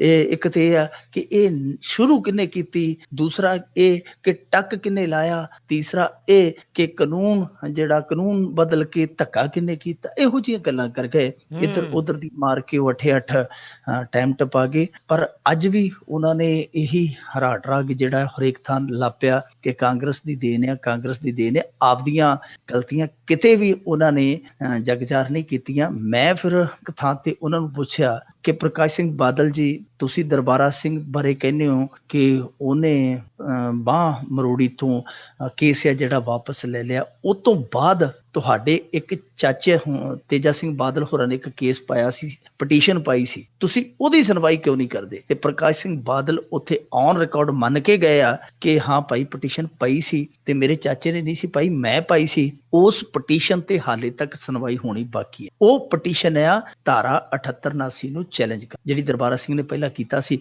ਉਹ ਕੇਸ ਜਿਹੜਾ ਵਾਪਸ ਹੋਇਆ ਸੀ। ਉਹ ਪਟੀਸ਼ਨ ਦੇਖੋ, ਉਹ ਪਟੀਸ਼ਨ ਦੱਬੀ ਪਈ ਹੈ, ਉਹ ਪਟੀਸ਼ਨ ਅਸਵੇਂ ਦੀ ਹੈ। ਤੇ ਬਾਅਦ ਦੇ ਵਿੱਚ ਆ ਜਿਹੜੀ ਪਟੀਸ਼ਨ ਤੇ ਰਾਏ ਬਣਾ ਕੇ ਦਿੱਤੀ ਸੁਪਰੀਮ ਕੋਰਟ ਨੇ, ਇਹ 2004-05 ਦੇ ਵਿੱਚ ਪੈਂਦੀ ਹੈ ਤੇ ਇਹਦਾ ਫੈਸਲਾ ਵੀ ਆ ਜਾਂਦਾ 12 ਸਾਲੀ। ਤੇ ਉਹ ਪਟੀਸ਼ਨ ਹਾਲੇ ਜਿਹੜੀ 30 ਸਾਲ 32 ਸਾਲ ਤੋਂ ਉੱਥੇ ਪਈ ਹੈ, ਉਹਦੇ ਬਾਰੇ ਕੋਈ ਸੁਣਵਾਈ ਨਹੀਂ। ਮੈਂ ਪੁੱਛਿਆ ਜੀ, ਮੈਂ ਕਿਹਾ ਜੀ ਤੁਸੀਂ ਸੁਣਵਾਈ ਕਿਉਂ ਨਹੀਂ ਕਰਵਾਉਂਦੇ? ਫਿਰ ਪਹਿਲਾਂ ਤੁਸੀਂ ਇਹਦੀ ਸੁਣਵਾਈ ਕਰਵਾਓ, ਦੂਜੀ ਸੁਣਵਾਈ ਜਿਹੜੀ ਬਾਅਦ ਚ ਹੋਣੀ ਚਾਹੀਦੀ ਸੀ। ਉਹ ਕਹਿੰਦਾ ਜੀ ਸਾਡੀ ਉੱਥੇ ਸੁਣਦਾ ਹੀ ਕੋਈ ਨਹੀਂ, ਸੁਪਰੀਮ ਕੋਰਟ ਚ ਸਾਡੀ ਸੁਣਦਾ ਹੀ ਕੋਈ ਨਹੀਂ। ਮੈਂ ਕਿਹਾ ਜੀ ਫਿਰ ਜੇ ਉਹ ਤੁਹਾਡੀ ਉੱਥੇ ਨਹੀਂ ਕੋਈ ਸੁਣਦਾ ਤੇ ਫਿਰ ਰਾਸ਼ਟਰਪਤੀ ਕੋਲ ਕਾਹਦਾ ਟਾਈਮ ਲਈ ਜਾਂਦੇ ਹੋ? ਰਾਸ਼ਟਰਪਤੀ ਕੋਲ ਕਾਹਦਾ ਟਾਈਮ ਲਈ ਜਾਂਦੇ ਹੋ? ਰਾਸ਼ਟਰਪਤੀ ਨੇ ਤਾਂ ਕੁਛ ਨਹੀਂ ਕਰਨਾ, ਫਿਰ ਤੁਹਾਡੀ ਸੁਣਨੀ ਨਹੀਂ ਕਿਸੇ ਨੇ। ਗੱਲ ਤੇ ਮੋਦੀ ਨੇ ਨਿਬੇੜਨੀ ਹੈ। ਫਿਰ ਤਾਂ ਇਹਦਾ ਮਤਲਬ ਕਿ ਮੋਦੀ ਨਾਲ ਨਜਿੱਠਣ ਜੋਗੀ ਵੀ ਤੁਹਾਡੇ ਕੋਲ ਰਣਨੀਤੀ ਨਹੀਂ। ਸੋ ਇਹੋ ਜਿਹਾ ਉਹਨਾਂ ਦਾ ਪੱਖ ਆ ਜਿਹੜਾ ਬਿਲਕੁਲ ਕੱਚ ਕਰੜਾ ਹੈ। ਕੋਈ ਵੀ ਠੋਸ ਗੱਲ ਨਹੀਂ ਕਰਕੇ ਗਏ, ਬਸ ਸਿਰਫ ਤੇ ਸਿਰਫ ਨਿਰੋਲ ਸਿਆਸਤ। ਦੂਜੇ ਪਾਸੇ ਜਿਹੜੇ ਕਾਂਗਰਸੀ ਆ ਉਹ ਵੀ ਇਹੋ ਕੁਝ ਕਰਨ ਡਏ ਆ, ਉਹ ਪੁਤਲੇ ਫੂਕਦੇ ਪਏ ਆ। ਪੁਤਲੇ ਫੂਕਦੇ ਆ, ਉਹਨਾਂ ਨੂੰ ਸ਼ਰਮ ਨਹੀਂ ਆਉਂਦੀ ਕਿ ਤੁਹਾਡੀ ਦੇਣ, ਤੁਹਾਡੇ ਬੀਜੇ ਕੰਡੇ ਅੱਜ ਪੰਜਾਬ ਨੂੰ ਲਹੂ ਲੁਹਾਨ ਕਰਨ ਡਏ ਆ। ਤੁਹਾਨੂੰ ਸ਼ਰਮ ਕਰਨੀ ਚਾਹੀਦੀ ਹੈ। ਕਿਹੜੇ ਮੂੰਹ ਨਾਲ ਤੁਸੀਂ ਪੁਤਲੇ ਫੂਕਦੇ ਹੋ? ਪੁਤਲੇ ਤੁਹਾਨੂੰ ਇੰਦਰਾ ਗਾਂਧੀ ਦੇ ਬਣਾ ਕੇ ਫੂਕਣੇ ਚਾਹੀਦੇ ਆ, ਪੁਤਲੇ ਤੁਹਾਨੂੰ ਆਪਣੇ ਕੈਪਟਨ ਦੇ ਬਣਾ ਕੇ ਫੂਕਣੇ ਚਾਹੀਦੇ ਆ। ਪਰ ਉਹ ਪੁਤਲੇ ਫੂਕਣ ਡਏ ਬਾਦਲ ਦੇ ਠੀਕ ਹੈ, ਬਾਦਲ ਦੇ ਪੁਤਲੇ ਫੂਕੀ ਜਾਣ, ਪਰ ਇਹਨਾਂ ਨੂੰ ਨਾਲ ਪੁਤਲੇ ਆਪਦਿਆਂ ਦੇ ਵੀ ਫੂਕਣੇ ਚਾਹੀਦੇ ਆ ਕਿ ਬਾਦਲ ਤੇ ਇਹ ਦੋਨੇ ਇੱਕੋ ਹੀ ਜਿਹੜੇ ਗੁਨਾਹਗਾਰ ਆ, ਕੋਈ ਘੱਟ ਵੱਧ ਨਹੀਂ। ਤੀਜੇ ਪਾਸੇ ਜੇ ਗੱਲ ਕਰੀਏ, ਅੱਜ ਸੁਖਬੀਰ ਸਿੰਘ ਬਾਦਲ ਨੇ ਫੇਰ ਇਹੋ ਗੱਲ ਦੁਹਰਾਈ ਆ ਕਿ ਕੈਪਟਨ ਤਾਂ ਜੀ ਅਸਤੀਫੇ ਦੇ ਕੇ ਹੀਰੋ ਬਣਨ ਦੀ ਕੋਸ਼ਿਸ਼ ਕਰਦਾ। ਪ੍ਰਕਾਸ਼ ਸਿੰਘ ਬਾਦਲ ਨੇ ਵੀ ਇਹ ਗੱਲ ਕਹੀ ਕਿ ਜੀ ਦੇਖੋ, ਜੇ ਅਸੀਂ ਵੀ ਅਸਤੀਫੇ ਦੇ ਦਈਏ, ਕੈਪਟਨ ਹੋਰੀ ਤਾਂ ਭੱਜ ਗਏ ਆ, ਤੇ ਲੜਾਈ ਕੌਣ ਲੜੂ? ਗਵਰਨਰੀ ਰੂਲ ਆ ਕੇ ਉਹਨਾਂ ਨੇ ਤੇ ਮੁੜ ਕੇ ਸਾਰਾ ਕੁਝ ਲੈ ਜਾਣਾ। ਅਸੀਂ ਤੇ ਇਸੇ ਕਰਕੇ ਤੁਹਾਡੀ ਪਹਿਰੇਦਾਰੀ ਕਰਦੇ ਪਏ ਹਾਂ। ਸੋ ਇਹ ਬੇਬੁਨਿਆਦ ਜੀਆਂ ਗੱਲਾਂ, ਕਿਸੇ ਗੱਲ ਦੇ ਵਿੱਚ ਕੋਈ ਵਜਨ ਨਹੀਂ ਹੈ। ਹੁਣ ਕੱਲ ਨੂੰ ਅਬੋਹਰ ਦੇ ਵਿੱਚ ਰੈਲੀ ਰੱਖੀ ਹੈ ਕਾਂਗਰਸੀਆਂ ਨੇ, ਇੱਥੋਂ ਇਹਨਾਂ ਨੇ ਰੈਲੀਆਂ ਵਾਲਾ ਸਿਲਸਿਲਾ ਸ਼ੁਰੂ ਕਰ ਦੇਣਾ, ਦੂਜੇ ਪਾਸੇ ਇਹਨਾਂ ਨੇ ਕਰ ਦੇਣਾ, ਇਹ ਰੈਲੀ ਹੋ ਜਾਣਗੇ। ਪਰ ਜੇ ਅਸੀਂ ਉਧਰ ਦੇਖੀਏ, ਹਰਿਆਣਾ ਬਿਲਕੁਲ ਤਿਆਰੀ ਕਰੀ ਖੜਾ ਹੈ। ਉਹਨਾਂ ਨੇ ਜਿਹੜੀ ਆਰਡਰ ਦੀ ਕਾਪੀ ਲੈ ਲਈ ਹੈ, ਉਹ ਮੇਰੇ ਖਿਆਲ ਦੇ ਨਾਲ 7 ਦਿਨਾਂ ਬਾਅਦ 7 ਦਿਨ ਦਾ ਟਾਈਮ ਆ, ਉਹਨਾਂ ਦੀ ਜਿਹੜੀ ਵਕੀਲਾਂ ਦੀ ਫੌਜ ਆ ਉਹ ਫਿਰ ਜਾ ਰਹੀ ਹੈ ਅਦਾਲਤ ਦੇ ਵਿੱਚ ਕਿ ਜਲਦੀ ਤੋਂ ਜਲਦੀ ਇਸ ਹੁਕਮ ਤੇ ਅਮਲ ਆ ਜਿਹੜਾ ਸ਼ੁਰੂ ਕਰਵਾਇਆ ਜਾਵੇ। ਇਹਨਾਂ ਨੇ ਪੁਤਲੇ ਫੂਕਦੇ ਰਹਿ ਜਾਣਾ, ਉਹਨਾਂ ਨੇ ਕੁਛ ਨਾ ਕੁਛ ਹੋਰ ਸਿਆਪਾ ਪਾ ਦੇਣਾ। ਅੱਜ ਇੱਕ ਅਖਬਾਰ ਨੇ ਹੋਰ ਵੀ ਬਹੁਤ ਵੱਡਾ ਖੁਲਾਸਾ ਕੀਤਾ। ਉਹਨਾਂ ਨੇ ਕਿਹਾ ਕਿ ਜਿਹੜੀ ਉੱਥੇ ਸੁਣਵਾਈ ਹੋ ਰਹੀ ਸੀ ਸੁਪਰੀਮ ਕੋਰਟ ਦੇ ਵਿੱਚ, ਉਸ ਸੁਣਵਾਈ ਨੂੰ ਜਦੋਂ ਪੰਜਾਬ ਫੇਸ ਕਰਦਾ ਪਿਆ ਸੀ ਤੇ ਇਹਨਾਂ ਦਾ ਇੱਕ ਵਕੀਲ ਸੀ ਜਿਹੜਾ ਜੂਨੀਅਰ ਸੀ, ਐਨ ਮੌਕੇ ਤੇ ਆ ਕੇ ਜੇਠਮਲਾਨੀ ਸਾਲਵੇ ਵਰਗੇ ਵਕੀਲ ਖੜੇ ਕੀਤੇ ਗਏ, ਜਦ ਕਿ ਹਰਿਆਣੇ ਵਾਲੇ ਪਾਸਿਓਂ ਸ਼ੁਰੂ ਤੋਂ 40 ਵਕੀਲ ਸਨ। ਸੋ ਜਿਹੜੀਆਂ ਇੱਥੇ ਇਹੋ ਜਿਹੀਆਂ ਕੋਸ਼ਿਸ਼ਾਂ ਪੰਜਾਬ ਦੀ ਸਰਕਾਰ ਵੱਲੋਂ ਸਾਹਮਣੇ ਆਉਂਦੀਆਂ ਪਈਆਂ, ਇੰਨੀਆਂ ਢਿੱਲੀਆਂ, ਇੰਨੀਆਂ ਸੁਸਤ ਕੋਸ਼ਿਸ਼ਾਂ ਕੀਤੀਆਂ, ਇਹਨਾਂ ਦੇ ਵਿੱਚੋਂ ਨਤੀਜੇ ਆ ਜਿਹੜੇ ਜੇ ਆਪਾਂ ਭਾਲੀਏ ਕਿ ਬਹੁਤ ਵੱਡੇ ਨਿਕਲ ਆਉਣਗੇ। ਉਹ ਮੇਰੇ ਖਿਆਲ ਦੇ ਨਾਲ ਆਪਣੇ ਆਪ ਨਾਲ ਧੋਖਾ ਹੈ। ਇਹ ਹੁਣ ਇਹ ਸਾਰਾ ਕੁਛ ਜਿਹੜਾ ਵੇਖ ਕੇ ਉਹਦੇ ਚੋਂ ਇੱਕ ਹੀ ਚੀਜ਼ ਨਜ਼ਰ ਆਉਂਦੀ ਹੈ ਕਿ ਕਿਸੇ ਨਾ ਕਿਸੇ ਤਰੀਕੇ ਦੇ ਨਾਲ ਪ੍ਰਕਾਸ਼ ਸਿੰਘ ਬਾਦਲ ਇਲੈਕਸ਼ਨ ਟਪਾਉਣਗੇ ਤੇ ਕੋਸ਼ਿਸ਼ ਕਰਨਗੇ ਵੱਧ ਤੋਂ ਵੱਧ ਹਾਈਪ ਹੈ ਜਿਹੜੀ ਕ੍ਰੀਏਟ ਹੋਵੇ ਤੇ ਉਹਦਾ ਮੁੱਲ ਅਕਾਲੀ ਦਲ ਵੱਟ ਲਵੇ। ਦੂਜੇ ਪਾਸੇ ਕਾਂਗਰਸ ਵੀ ਇਹੋ ਕੋਸ਼ਿਸ਼ ਕਰੇਗੀ, ਤੀਜੇ ਪਾਸੇ ਆਮ ਆਦਮੀ ਪਾਰਟੀ ਉਹ ਵੀ ਜ਼ੋਰ ਅਜਮਾਇਸ਼ ਕਰੇਗੀ। ਹਾਲ ਦੀ ਘੜੀ SYL ਦੇ ਵਿੱਚ ਇਹ ਨਹਾ ਕੇ ਸਾਰੇ ਸਿਆਸਤਦਾਨ ਪੂਰਾ ਕਹਿ ਲਈਏ ਕਿ ਪੁੰਨ ਖੱਟਦੇ ਪਏ ਆ। ਜੀ ਨਹੀਂ ਬਿਲਕੁਲ। ਅਤੇ ਮਿੰਟੂ ਜੀ, ਬਿਹਾਰ ਦੇ ਵਿੱਚ ਇੱਕ ਹੋਰ ਪੱਤਰਕਾਰ ਦਾ ਗੋਲੀਆਂ ਮਾਰ ਕੇ ਕਤਲ। ਇਹ ਭਾਰਤ ਦੇ ਵਿੱਚ ਕਤਲ ਹੋਣੇ ਪੱਤਰਕਾਰ ਜਿਹੜੇ ਦਾ ਸਿਲਸਿਲਾ, ਜੇ ਇਹਦਾ ਇਤਿਹਾਸ ਵੇਖੀਏ ਨਾ, ਰਾਜ ਕਰਨਵੀਰ ਸਿੰਘ ਜੀ, ਉਹ ਬੜਾ ਦਿਲਚਸਪ ਆ। ਦਿਲਚਸਪ ਇਸ ਕਰਕੇ ਆ ਕਿ 90 ਤੋਂ ਬਾਅਦ, 90 ਦੀ ਗੱਲ ਕਰਦਾ ਮੈਂ, ਉਸ ਤੋਂ ਪਹਿਲਾਂ ਦਾ ਮੈਨੂੰ ਪਤਾ ਨਹੀਂ ਹੈ, 90 ਤੋਂ ਬਾਅਦ ਜਿਹੜਾ ਪਹਿਲਾ ਕਤਲ ਹੋਇਆ ਸੀਗਾ ਉਹ ਧੂਰੀ ਦੇ ਵਿੱਚ ਹੋਇਆ ਸੀ ਪੱਤਰਕਾਰ ਦਾ। ਉਹਦਾ ਨਾਮ ਸੀ ਬਖਸ਼ੀ ਤੀਰਥ ਸਿੰਘ। 27 ਫਰਵਰੀ 1992 ਨੂੰ ਕਤਲ ਹੋਇਆ ਸੀ। ਤੇ ਜਿਹੜੀ ਅੱਜ ਦੀ ਘਟਨਾ ਹੈ, ਜੇ ਇਹਦੇ ਤੋਂ ਆਖਰੀ ਕਤਲ ਭਾਰਤ ਦੇ ਵਿੱਚ ਪੱਤਰਕਾਰਾਂ ਦਾ ਵੇਖੀਏ ਤੇ ਉਹ ਵੀ ਧੂਰੀ ਦੇ ਵਿੱਚ ਹੋਇਆ ਸੀ। ਅੱਜ ਵਾਲੇ ਕਤਲ ਨੂੰ ਛੱਡ ਕੇ ਜਿਹੜਾ ਇਹ ਤੋਂ ਪਹਿਲਾਂ ਅਖੀਰਲਾ ਕਤਲ ਹੋਇਆ ਭਾਰਤ ਦੇ ਵਿੱਚ ਉਹ ਵੀ ਧੂਰੀ ਹੋਇਆ ਸੀ। ਸੋ ਹੁਣ ਧੂਰੀ ਤੋਂ ਬਾਅਦ ਫਿਰ ਇਹ ਅੱਗੇ ਲੜੀ ਚੱਲੀ ਹੈ। ਇਹ ਚੱਲੀ ਹੈ ਐਤਕੀ ਬਿਹਾਰ ਦੇ ਵਿੱਚ, ਜਿੱਥੇ ਧਰਮਿੰਦਰ ਸਿੰਘ ਨਾਂ ਦੇ ਪੱਤਰਕਾਰ ਨੂੰ ਉਸ ਸਮੇਂ ਗੋਲੀਆਂ ਦੇ ਨਾਲ ਭੁੰਨ ਦਿੱਤਾ ਗਿਆ ਜਦੋਂ ਆਪਣਾ ਕੰਮਕਾਰ ਕਰਕੇ ਕਿਸੇ ਚਾਹ ਵਾਲੀ ਦੁਕਾਨ ਤੇ ਚਾਹ ਪੀਣ ਡਿਆ ਸੀ। ਮੋਟਰਸਾਈਕਲ ਸਵਾਰ ਆਏ ਆ, ਉਹਨਾਂ ਨੇ ਗੋਲੀਆਂ ਨਾਲ ਲੁੱਟਿਆ। ਮੇਰੇ ਬਦਕਿਸਮਤੀ ਹੈ ਕਿ ਮੇਰਾ ਕੁਲੀਗ ਹੀ ਸੀਗਾ, ਮੇਰਾ ਸਾਥੀ ਸੀਗਾ, ਜਿਹੜੇ ਗਰੁੱਪ 'ਚ ਮੈਂ ਕੰਮ ਕਰਦਾ, ਉਸੇ ਗਰੁੱਪ ਦੇ ਵਿੱਚ ਧਰਮਿੰਦਰ ਕੰਮ ਕਰਦਾ ਸੀਗਾ ਤੇ ਉਹ ਬਿਹਾਰ ਦਾ ਰਿਪੋਰਟਰ ਸੀਗਾ। ਬਹੁਤ ਮੰਦਭਾਗੀ ਘਟਨਾ ਕਿ ਇਸੇ ਬਿਹਾਰ ਦੇ ਵਿੱਚ ਤੁਹਾਨੂੰ ਯਾਦ ਹੋਣਾ ਮਈ ਦੇ ਵਿੱਚ 13 ਮਈ ਨੂੰ ਇੱਕ ਪੱਤਰਕਾਰ ਸੀਗਾ ਹਿੰਦੁਸਤਾਨ ਟਾਈਮਸ ਵਾਲੇ ਦੇ ਦੇਸੀ ਕਹਿ ਲਈਏ ਬਿਹਾਰ ਦੇ ਦੇਸੀ ਅਖਬਾਰ ਦਾ, ਹਿੰਦੀ ਅਖਬਾਰ ਦਾ, ਜਾਨੀ ਰਾਜਦੇਵ ਰੰਜਨ, ਉਹਨੂੰ ਮਾਰ ਦਿੱਤਾ ਗਿਆ ਸੀ ਇਸੇ ਤਰੀਕੇ ਨਾਲ। ਇਹ ਧਰਮਿੰਦਰ ਸੀ ਜਿਹੜਾ ਇਹ ਜਿਹੜੀ ਆ ਮਾਈਨਿੰਗ ਕਰਦੇ ਆ, ਮਾਈਨਿੰਗ ਮਾਫੀਆ ਜਿਹੜਾ, ਜਿਵੇਂ ਸਾਡੇ ਇੱਥੇ ਬਹੁਤ ਪੰਜਾਬ ਦੇ ਵਿੱਚ ਜਿਹੜਾ ਜਮਾਈ ਬੈਠੇ ਆ ਮਾਈਨਿੰਗ ਮਾਫੀਆ ਵਾਲੇ, ਉਤਰਾ ਹੀ ਉੱਥੇ ਵੀ ਇਹੋ ਕੰਮ ਚੱਲਦੇ ਆ। ਤੇ ਉਹ ਇਹਨਾਂ ਦੇ ਖਿਲਾਫ ਲਿਖਦਾ ਪੜ੍ਹਦਾ ਸੀ, ਬਹੁਤ ਖੁੱਲ੍ਹ ਕੇ ਲਿਖਦਾ ਸੀ। ਉਹਦੇ ਕਤਲ ਦੀਆਂ ਤਾਰਾਂ ਕਿਤੇ ਨਾ ਕਿਤੇ ਉਹ ਮਾਈਨਿੰਗ ਜਿਹੜੇ ਮਾਫੀਆ ਉਹਨਾਂ ਦੇ ਨਾਲ ਜੋੜੀਆਂ ਜਾ ਰਹੀਆਂ। ਸੋ ਇਹ ਕਤਲਾਂ ਦਾ ਜਿਹੜਾ ਸਿਲਸਿਲਾ ਭਾਰਤ ਦੇ ਵਿੱਚ ਜੇ ਦੇਖੀਏ ਤੇ ਹੁਣ ਤੱਕ 92 ਤੋਂ ਲੈ ਕੇ 1.5 ਦਰਜਨ ਕਤਲ ਹੋਇਆ ਪੱਤਰਕਾਰ। ਤੇ ਕਮਾਲ ਦੀ ਗੱਲ ਰਾਜ ਕਰਨਵੀਰ ਸਿੰਘ ਜੀ ਇਹ ਹੈ ਕਿ 2013 ਤੱਕ ਇਸ 1.5 ਦਰਜਨ ਚੋਂ ਅੱਧੇ, ਜਾਨੀ 90 ਤੋਂ 13 ਲਾ ਲਓ ਕਿ ਮੇਰੇ ਖਿਆਲ ਦੇ ਨਾਲ ਬਣ ਜਾਂਦੇ ਆ 23 ਸਾਲ। 23 ਸਾਲਾਂ 'ਚ ਜਿੰਨੇ ਪੱਤਰਕਾਰ ਕਤਲ ਹੁੰਦੇ ਆ ਭਾਰਤ ਦੇ ਵਿੱਚ, ਓਨੇ ਹੀ 3 ਸਾਲਾਂ 'ਚ, ਯਾਨੀ 8-9 ਪਹਿਲਾਂ ਹੋਇਆ ਤੇ 8-9 13 ਤੋਂ ਲੈ ਕੇ 16 ਤੱਕ ਹੋ ਗਿਆ। ਸੋ ਪੱਤਰਕਾਰਾਂ ਲਈ ਇੱਥੇ ਕੰਮ ਕਰਨਾ ਜਿਹੜਾ ਮੁਸ਼ਕਿਲ ਬਣਦਾ ਜਾ ਰਿਹਾ। ਪੱਤਰਕਾਰਾਂ ਲਈ ਹਾਲਾਤ ਆ ਜਿਹੜੇ ਉਹ ਔਖੇ ਹੋ ਰਹੇ ਪੱਤਰਕਾਰੀ ਕਰਨ ਲਈ, ਜਿਹੜੇ ਸਿਰਫ ਇਕੱਲੇ ਪੱਤਰਕਾਰਤਾ ਲਈ ਹੀ ਖਤਰਾ ਨਹੀਂ, ਇੱਥੋਂ ਦੀ ਡੈਮੋਕ੍ਰੇਸੀ ਲਈ, ਜਿਹੜੀ ਸਾਡੀ ਅੰਤਰਰਾਸ਼ਟਰੀ ਮੰਚ ਤੇ ਇੱਕ ਸ਼ਾਖ ਹੁੰਦੀ ਹੈ, ਛਵੀ ਹੁੰਦੀ ਹੈ, ਅਕਸ ਹੁੰਦਾ, ਉਹਦੇ ਲਈ ਵੀ ਇੱਕ ਬਹੁਤ ਵੱਡਾ ਇਹ ਬਦਨੁਮਾ ਦਾਗ ਆ। ਕਿਉਂਕਿ ਜਦੋਂ ਵੀ ਕਿਤੇ ਅੰਤਰਰਾਸ਼ਟਰੀ ਪੈਮਾਇਸ਼ ਤੇ ਤੁਹਾਡਾ ਦੇਸ਼ ਤੋਲਿਆ ਜਾਂਦਾ, ਨਾਪਿਆ ਜਾਂਦਾ ਹੈ, ਤਾਂ ਉਹਦੇ ਵਿੱਚ ਇੱਕ ਮੂਲ ਪੈਮਾਨਾ ਪੱਤਰਕਾਰਤਾ ਦੀ ਆਜ਼ਾਦੀ ਤੇ ਪੱਤਰਕਾਰਤਾ ਲਈ ਆਦਰਸ਼ ਮਾਹੌਲ ਵੀ ਹੁੰਦਾ। ਜੀ ਜੀ ਜੀ ਮਿੰਟੂ ਜੀ, ਅੱਗੇ ਵਧੀਏ। ਜੈ ਲਲਿਤਾ ਦੇ ਸਮਰਥਕਾਂ ਲਈ ਚੰਗੀ ਖਬਰ। ਬਿਲਕੁਲ ਜੀ, ਇਹਨਾਂ ਨੇ ਹਵਨ ਕਰ ਕਰਕੇ ਜਿਵੇਂ ਦਿੱਲੀ ਦੇ ਵਿੱਚ ਧੁੰਦ ਛਾਈ ਸੀ, ਉਵੇਂ ਤਮਿਲਨਾਡੂ ਨੂੰ ਵੀ ਧੁੰਦਲਾ ਕਰ ਰੱਖਿਆ ਸੀ ਇਹਦੇ ਸਮਰਥਕਾਂ ਨੇ, ਤੇ ਉਹ ਯੱਗ ਕੀਤੇ ਤੇ ਉਹ ਹਵਨ ਕੀਤੇ, ਕਿਤੇ ਨਾ ਕਿਤੇ ਕੰਮ ਆ ਗਏ ਆ। ਬੀਬੀ ਜੈ ਲਲਿਤਾ ਬਾਰੇ ਖਬਰ ਆਈ ਹੈ ਕਿ ਹੁਣ ਡਾਕਟਰਾਂ ਨੇ ਜਿਹੜਾ ਤਾਜ਼ਾ ਬੁਲੇਟਿਨ ਲਾਉਂਦੇ ਉਹਦੇ 'ਚ ਇਹ ਕਿਹਾ ਕਿ ਉਹਨਾਂ ਦੀ ਜਿਹੜੀ ਲੰਗਸ ਇਨਫੈਕਸ਼ਨ ਸੀਗੀ, ਫੇਫੜਿਆਂ ਦੀ ਇਨਫੈਕਸ਼ਨ ਸੀਗੀ, ਉਹ ਬਿਲਕੁਲ ਠੀਕ ਆ, ਜਦੋਂ ਚਾਹੁਣ ਬੀਬੀ ਜੀ ਆਪਣੇ ਘਰ ਨੂੰ ਜਾ ਸਕਦੇ ਆ। ਇਹਦਾ ਮਤਲਬ ਬੀਬੀ ਜੈ ਲਲਿਤਾ ਥੋੜੇ ਦਿਨਾਂ ਤੱਕ ਘਰੇ ਆ ਸਕਦੀ ਤੇ ਥੋੜੇ ਦਿਨਾਂ ਬਾਅਦ ਉਹ ਸਰਗਰਮ ਸਿਆਸਤ ਦੇ ਵਿੱਚ ਵੀ ਦਿਖ ਸਕਦੀ ਹੈ। ਹਾਲਾਂਕਿ ਉਹ ਸਰੀਰਕ ਤੌਰ ਤੇ ਭਾਵੇਂ ਹਸਪਤਾਲ ਦੇ ਵਿੱਚ ਦਾਖਲ ਸੀ, ਪਰ ਜਦੋਂ ਵੀ ਕੈਬਨਿਟ ਦੀ ਮੀਟਿੰਗ ਹੁੰਦੀ ਸੀ ਤੇ ਉਹਦੀ ਕੁਰਸੀ ਤੇ ਕੋਈ ਨਹੀਂ ਸੀ ਬਹਿੰਦਾ, ਉਹਦੀ ਫੋਟੋ ਰੱਖ ਕੇ ਕੰਮ ਚਲਾਇਆ ਜਾਂਦਾ ਸੀ। ਇਹ ਉੱਥੋਂ ਦੇ ਮੰਤਰੀਆਂ ਦੀ ਵੇਖ ਲਓ ਅਥਾਹ ਸ਼ਰਧਾ ਹੈ ਕਿ ਫੋਟੋ ਬੀਬੀ ਦੀ ਰੱਖ ਕੇ ਤੇ ਕੈਬਨਿਟ ਦੀ ਮੀਟਿੰਗ ਹੁੰਦੀ ਸੀ। ਬੀਬੀ ਜੈ ਲਲਿਤਾ ਦਾ ਇਤਿਹਾਸ ਵੀ ਬੜਾ ਦਿਲਚਸਪ ਹੈ। ਇਹ ਅਦਾਕਾਰਾ ਸੀ ਤੇ ਇਸ ਅਦਾਕਾਰਾ ਨੂੰ ਸਿਆਸਤ ਦੇ ਵਿੱਚ ਲਿਆਏ ਸਨ, ਉਹਨਾਂ ਦਾ ਨਾਮ ਸੀਗਾ ਮੇਰੇ ਖਿਆਲ ਦੇ ਨਾਲ ਰਾਮਚੰਦਰਨ, ਉਹ ਲਿਆਏ ਸੀਗੇ। ਇਹ ਇੱਕ ਪਾਰਟੀ ਹੁੰਦੀ ਸੀ, ਸਭ ਤੋਂ ਪਹਿਲਾਂ ਅਨਾਦੁਰਾਏ ਹੁੰਦੇ ਸੀਗੇ, ਬਹੁਤ ਵੱਡੇ ਲੀਡਰ ਤਮਿਲਨਾਡੂ ਦੇ, ਉਹ ਵੀ ਅਦਾਕਾਰ ਸੀਗੇ। ਉਹਨਾਂ ਨੇ ਪਾਰਟੀ ਬਣਾਈ ਸੀ ਡੀਐਮਕੇ ਦੇ। ਉਹਦੇ ਦੇਹਾਂਤ ਤੋਂ ਬਾਅਦ ਇਹ ਰਾਮਚੰਦਰਨ ਜਿਹੜਾ ਸੀ ਰਾਮਚੰਦਰਨ ਉਸ ਪਾਰਟੀ ਦਾ ਬਣਿਆ ਖਜ਼ਾਨਚੀ। ਫਿਰ ਇਹ ਜਦੋਂ ਰਾਮਚੰਦਰਨ ਮਰਿਆ, ਬੀਬੀ ਜੈ ਲਲਿਤਾ ਇਹਦੇ ਬਹੁਤ ਨੇੜੇ ਸੀ, ਤਾਂ ਉਹਦੀ ਵਾਗਡੋਰ ਹੈ ਜਿਹੜੀ, ਕਿਉਂਕਿ ਡੀਐਮਕੇ ਦੇ ਵਿੱਚੋਂ ਨਿਕਲ ਕੇ ਉਹਨੇ AIDMK ਬਣਾ ਲਈ ਰਾਮਚੰਦਰ ਨੇ, ਤੇ ਜਿਹੜੀ ਉਹਦੀ ਘਰਵਾਲੀ ਸੀਗੀ, ਜਦੋਂ ਉਹਦੀ ਮੌਤ ਤੋਂ ਬਾਅਦ ਉਹਨੇ ਪਾਰਟੀ ਸੰਭਾਲੀ, ਫਿਰ ਬੀਬੀ ਜੈ ਲਲਿਤਾ ਨੇ ਉਹਨੂੰ ਹੌਲੀ ਹੌਲੀ ਖਦੇੜ ਦਿੱਤਾ ਤੇ ਪਾਰਟੀ ਜਿਹੜੀ ਸੀ ਆਪਣੇ ਹੱਥ ਹੇਠ ਕਰ ਲਈ ਸਾਰੀ, AIDMK। ਸੋ ਬੀਬੀ ਜੈ ਲਲਿਤਾ ਹੌਲੀ ਹੌਲੀ ਉਸ ਪਾਰਟੀ ਦੀ ਸਰਬਰਾਹ ਬਣ ਗਈ, ਜਿਹਨੂੰ ਰਾਮਚੰਦਰਨ ਨੇ ਖੜਾ ਕੀਤਾ ਸੀਗਾ, ਜਿਹਨੇ ਇਹ ਬੀਬੀ ਜੈ ਲਲਿਤਾ ਨੂੰ ਸਿਆਸਤ 'ਚ ਲਿਆਂਦਾ ਸੀ। ਬੀਬੀ ਜੈ ਲਲਿਤਾ ਦਾ ਹੁਣ ਤੇ ਇਹੋ ਜਿਹਾ ਅਕਸ ਆ ਕਿ ਆ ਪਿੱਛੇ ਜੇ ਇਹਦੀ ਇੱਕ ਸਾਥਣ ਸੀ, ਉਹਨੇ ਤੇੜੂ ਹੋ ਕੇ ਇੱਕ ਵਿਰੋਧੀ ਦਲ ਦੇ ਬੰਦੇ ਨੂੰ 에ਅਰਪੋਰਟ ਤੇ, ਵਿਰੋਧੀ ਧਿਰ ਦੇ ਇੱਕ ਆਗੂ ਨੂੰ 에ਅਰਪੋਰਟ ਤੇ ਥੱਪੜ ਮਾਰ ਦਿੱਤਾ। ਮੁੜ ਕੇ ਉਹ ਮਸਲਾ ਜਿਹੜਾ ਉਹ ਮੀਡੀਆ ਦੇ ਵਿੱਚ ਹਾਈਲਾਈਟ ਹੋ ਗਿਆ, ਬਦਨਾਮੀ ਹੋਣ ਲੱਗੀ ਜਦੋਂ ਬੀਬੀ ਜੈ ਲਲਿਤਾ ਦੀ। ਤੇ ਉਹ ਜਿਹੜੀ ਸ਼ਸ਼ੀ ਲਤਾ ਸੀਗੀ, ਤੇ ਉਹ ਮੁੜ ਕੇ ਅਸੈਂਬਲੀ ਦੇ ਵਿੱਚ ਕੁਰਲਾਈ ਸੀ ਕਿ ਮੈਂ ਜੇ ਹੁਣ ਤਮਿਲਨਾਡੂ 'ਚ ਗਈ ਤੇ ਮੇਰੇ ਨਾਲ ਖੈਰ ਨਹੀਂ ਹੋਣੀ। ਉਹੀ ਗੱਲ ਹੋਈ, ਸਾਰੇ ਮੁਲਕ ਦੇ ਵਿੱਚ ਰੌਲਾ ਪਿਆ। ਉਹ ਬੀਬੀ ਜਦੋਂ ਮੁੜ ਕੇ ਗਈ, ਉਸ ਬੀਬੀ ਨੂੰ ਤਾਂ ਕੁਛ ਨਹੀਂ ਕਿਹਾ, ਉਸ ਬੀਬੀ ਦੇ ਘਰ ਵਾਲੇ ਤੇ ਨੌਕਰਾਨੀ ਤੋਂ ਪਰਚਾ ਪਵਾਤਾ ਬਲਾਤਕਾਰ ਦਾ, ਨਾਲ ਹੀ ਫਿਰ ਉਸ ਬੀਬੀ ਨੂੰ ਵੀ ਰਗੜ ਦਿੱਤਾ ਕਿ ਇਸ ਕੇਸ ਦੇ ਵਿੱਚ ਇਹ ਵੀ ਉਹਦੀ ਹੈਲਪਰ ਸੀ। ਇਹੋ ਜਿਹੇ ਕੰਮ ਕਰਦੀ ਹੈ ਉਹ ਤਾਂ, ਬਹੁਤ ਉੱਥੇ ਧੜੱਲਾ, ਬਹੁਤ ਧਾਕੜ ਹੈ ਬੀਬੀ ਜੈ ਲਲਿਤਾ।